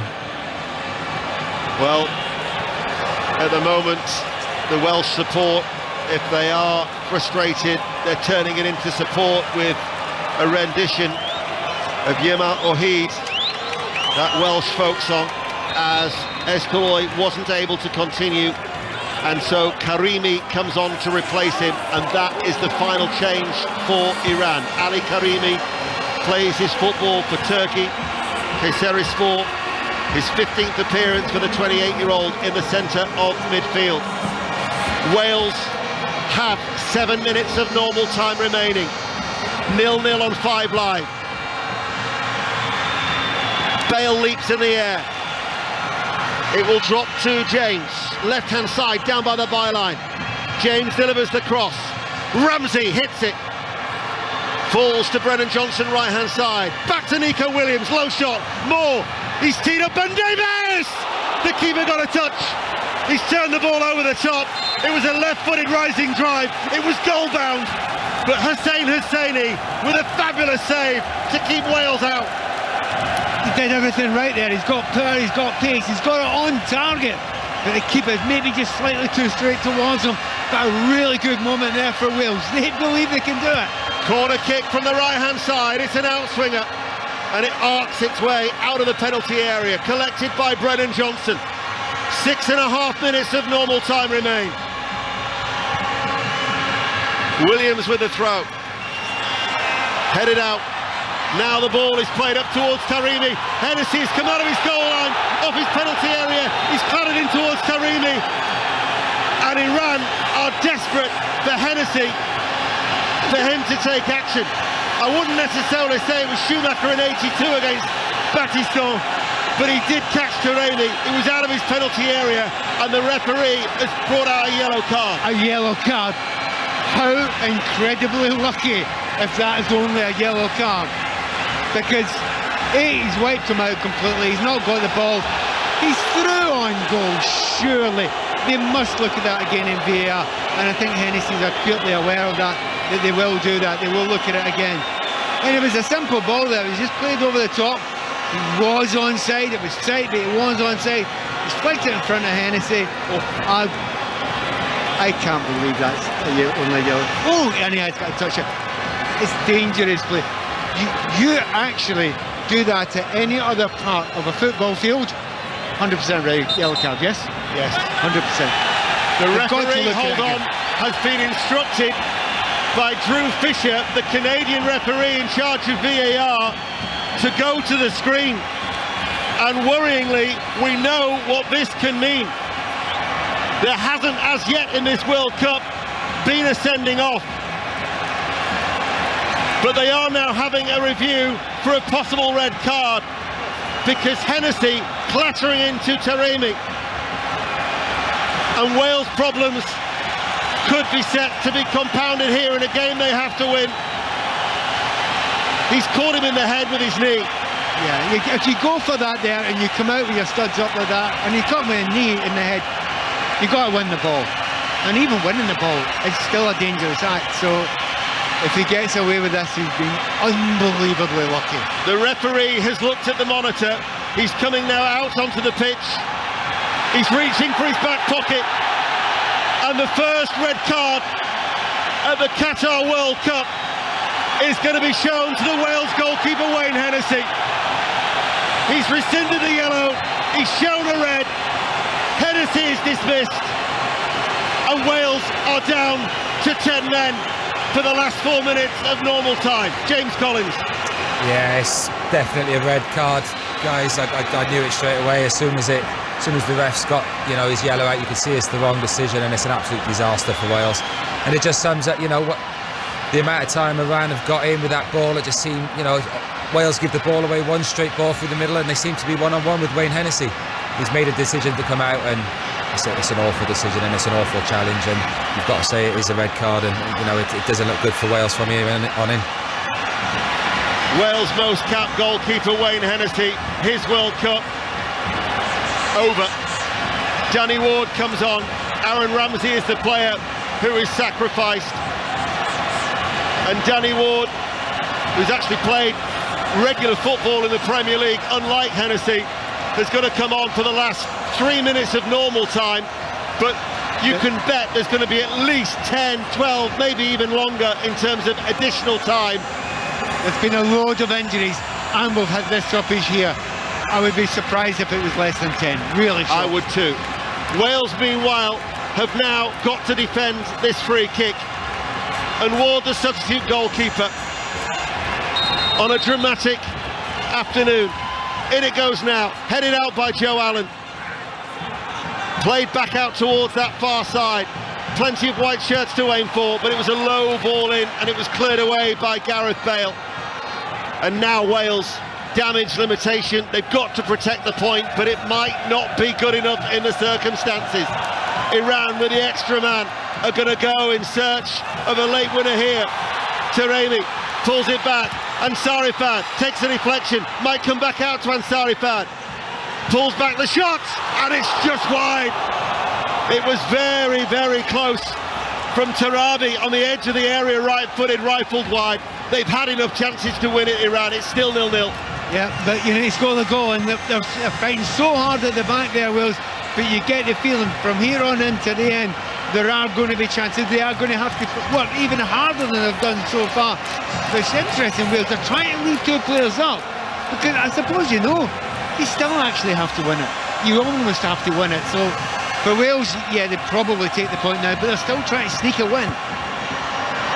Ward with the clearance downfield. Up it goes in the air from Joe Allen. The Red Wall are trying to do their bit. land of my fathers, reverberates away towards our left-hand side, trying to suck the ball goalwards, as here is Brennan Johnson. Clearance though by the Iranian defence, and Rodon is forced to go back, and it's going to be all eyes on the fourth official down below as to how much added on time there will be against some tired legs of Wales. We saw how much they were fatigued after the energy levels that they put in against the United States in this stadium on Monday. Joe Allen forward, Karimi's forward ball to Rodon on the halfway line. Davis tries to roll away, but Wales haven't really threatened enough during this game as the ball goes out towards Johnson, and a point might not be good enough, Pat Nevin. It may not be good enough, but all you do is you keep on fighting, you just keep on hoping that you get some sort of chance. If Wales can get a free kick or a corner kick, it's just one opportunity that far up the field, they can give their chance to go and attack it. I think you won't be happy, but you'll be mildly relieved if you're Wales, because 9 minutes, a minimum of 9 minutes added on time. We were expecting a little bit more than that. Iran are on the attack. Rezaein's forward ball, up it goes now towards Tarabi. He pulls the ball back, terrific interception, sliding forward from Joe Allen. Taremi was waiting there. Iran give away a free kick on the halfway line. Challenge on keeper Moore by Rezaein, the right back. Every time Iran attack, your heart is in your mouth, because they've played it brilliantly up until the very final ball, and I don't mean the final pass, I mean the final strike on goal. They've never quite got it there. Every time they play it forward, they are a good technical side, but they've not put this game to bed yet, and because of that, there's still hope for Wales. Davis to take the free kick just over the halfway line. It's got to go long for the 10 men of Wales. Left-footed, headed on by Johnson, right corner of the area. He finds Moore. The touch was a heavy one. As he tried to turn and move towards his left, it went away off his right foot. Yeah, I don't know if you want it to fall to him there, with his back to goal. Maybe Gareth would be better to get that sort of ball in there. It wasn't exactly a chance, but he should have done better with it. Iran are on the attack now on the right-hand side. Rodon, who's been on a yellow card, comes across, ushers the ball out of play for a throw. And in fact, he's given a free kick to Wales. I'm surprised at that. I think Wales can be slightly relieved at that. And they're trying to slow it down. Obviously, Iran wanted to carry on there, but Wales have decided, no, there's no point in going this hunt. They're constantly running at top speed. Don't do that. You've got 10 men, you will exhaust yourself. So, given a chance for Ward to put the ball long. A little bit of a nod on Gareth in the end of it. What do you think? You said it earlier on about Gareth Bale. He's hardly been in the game, but it wouldn't surprise you. He has produced some incredible moments in his illustrious career, but it would be the ultimate fairy tale for Wales if he was to pop up in the next 7 minutes with something here at 0-0. Joe Allen plays it back. Rodon hits it forward. James goes to ground. Free kick. 10 yards inside the Iran half, just in from the left touchline. It's a lot about desperation for Karimi there. He's desperate to get the ball. He wants to get another chance at a break. But that's exactly what Wales want. It's a chance to lump it in there, go and attack it at the back post. At the moment, keeper Moore stopped winning the free kicks. This is the time to go and win a header and knock it down for his teammates to attack. Wales fans, do you believe? Davis goes long. It's a searching ball, but the keeper comes a long way off his goal line. Hosseini now throws it out from the edge of the area, and the counter-attack is on with Iran.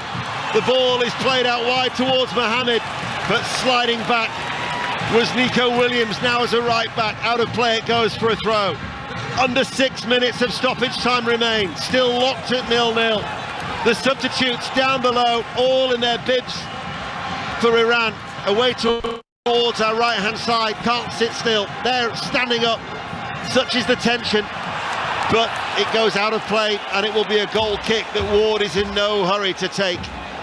The one positive I can say to Wales fans, I know you're on the edge of your seats, and it's fearful sitting listening to this. However, the technical ability that they've lost with the substitutions is having an effect on Iran. They don't look quite as dangerous in the final third. And I don't want to put the mockers on it, but you know, it's probably looking a little bit better than you think it does when you're down to 10 men.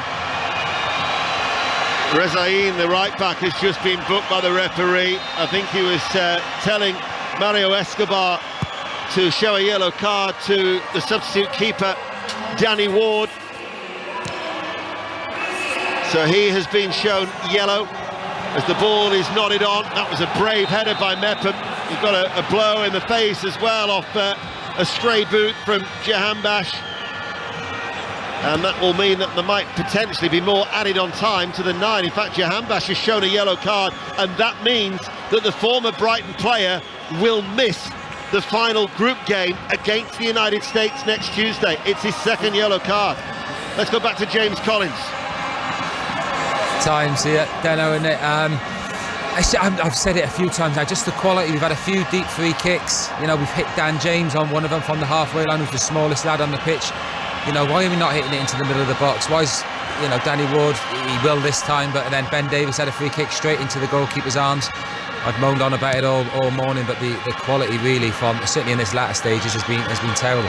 Yeah, haven't really looked like scoring. You couldn't say that in the second half against the United States, but hold on, James and Moore have done well.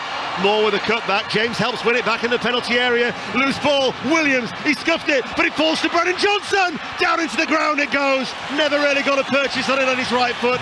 Saved by the goalkeeper Hosseini. He releases the ball and Iran have to go forward now. The problem with the Wales is when they do get forward, they leave huge gaps. Taremi running forward. Plays it out towards Rezaïn, the right back. His shot is blocked. And the ball will cannon away towards the halfway line.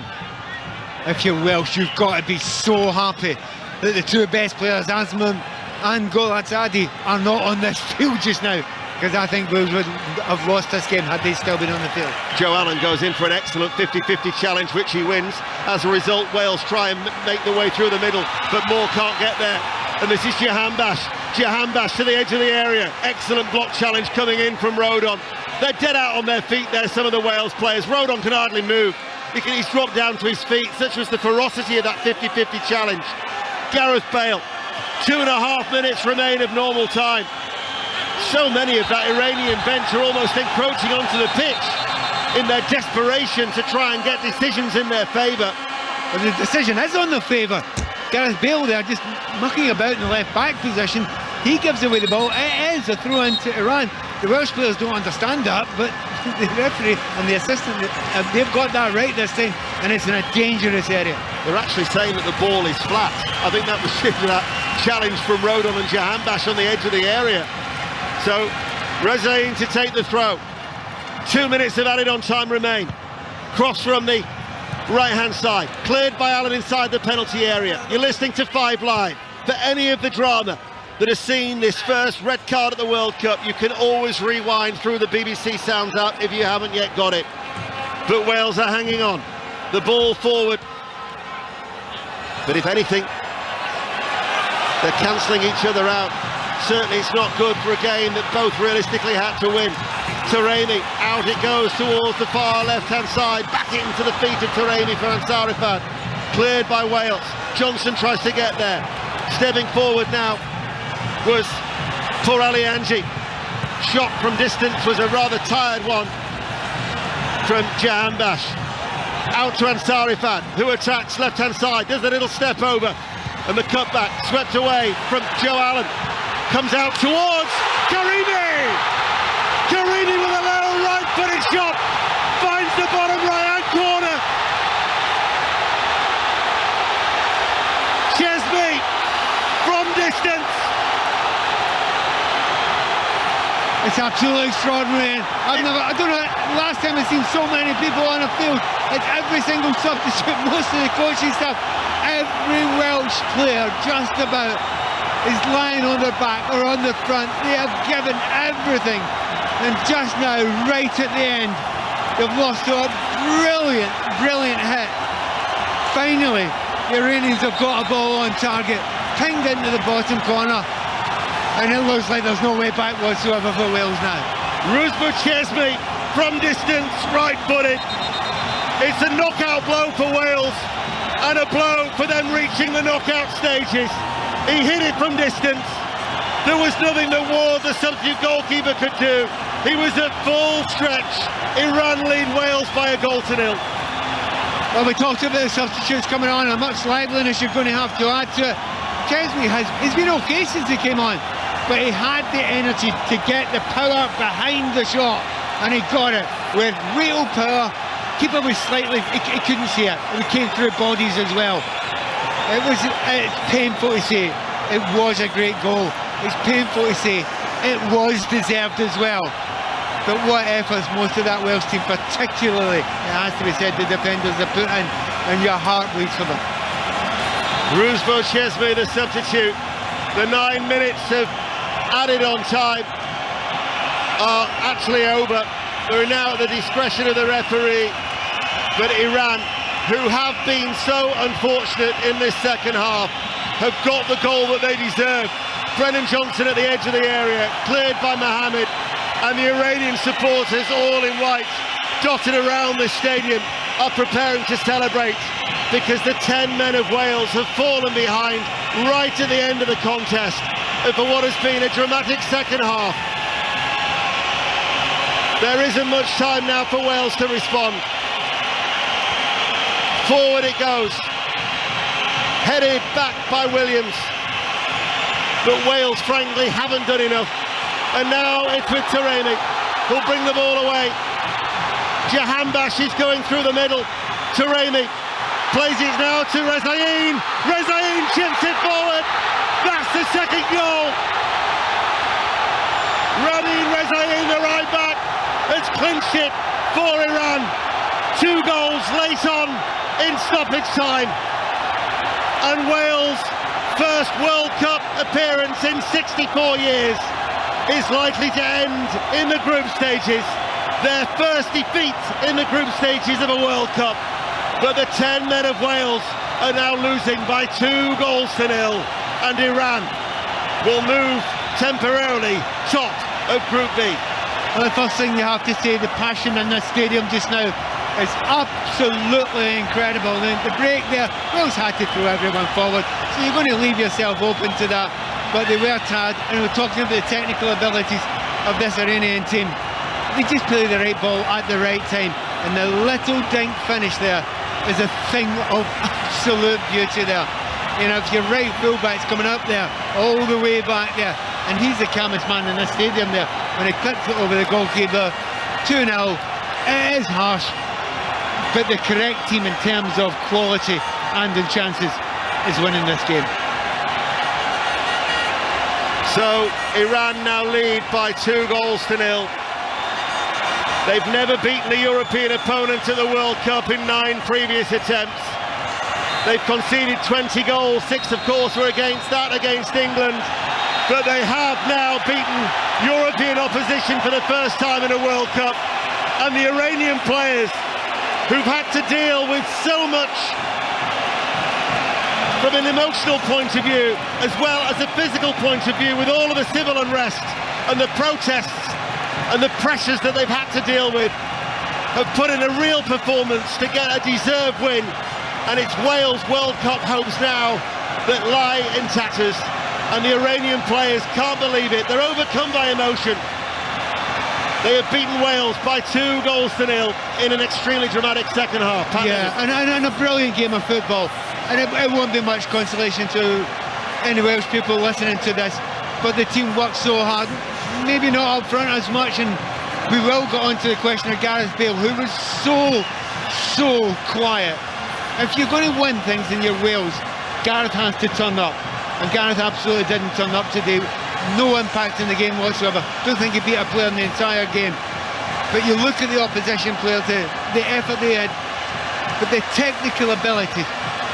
I can't remember seeing a team that looks so different from one game to the next.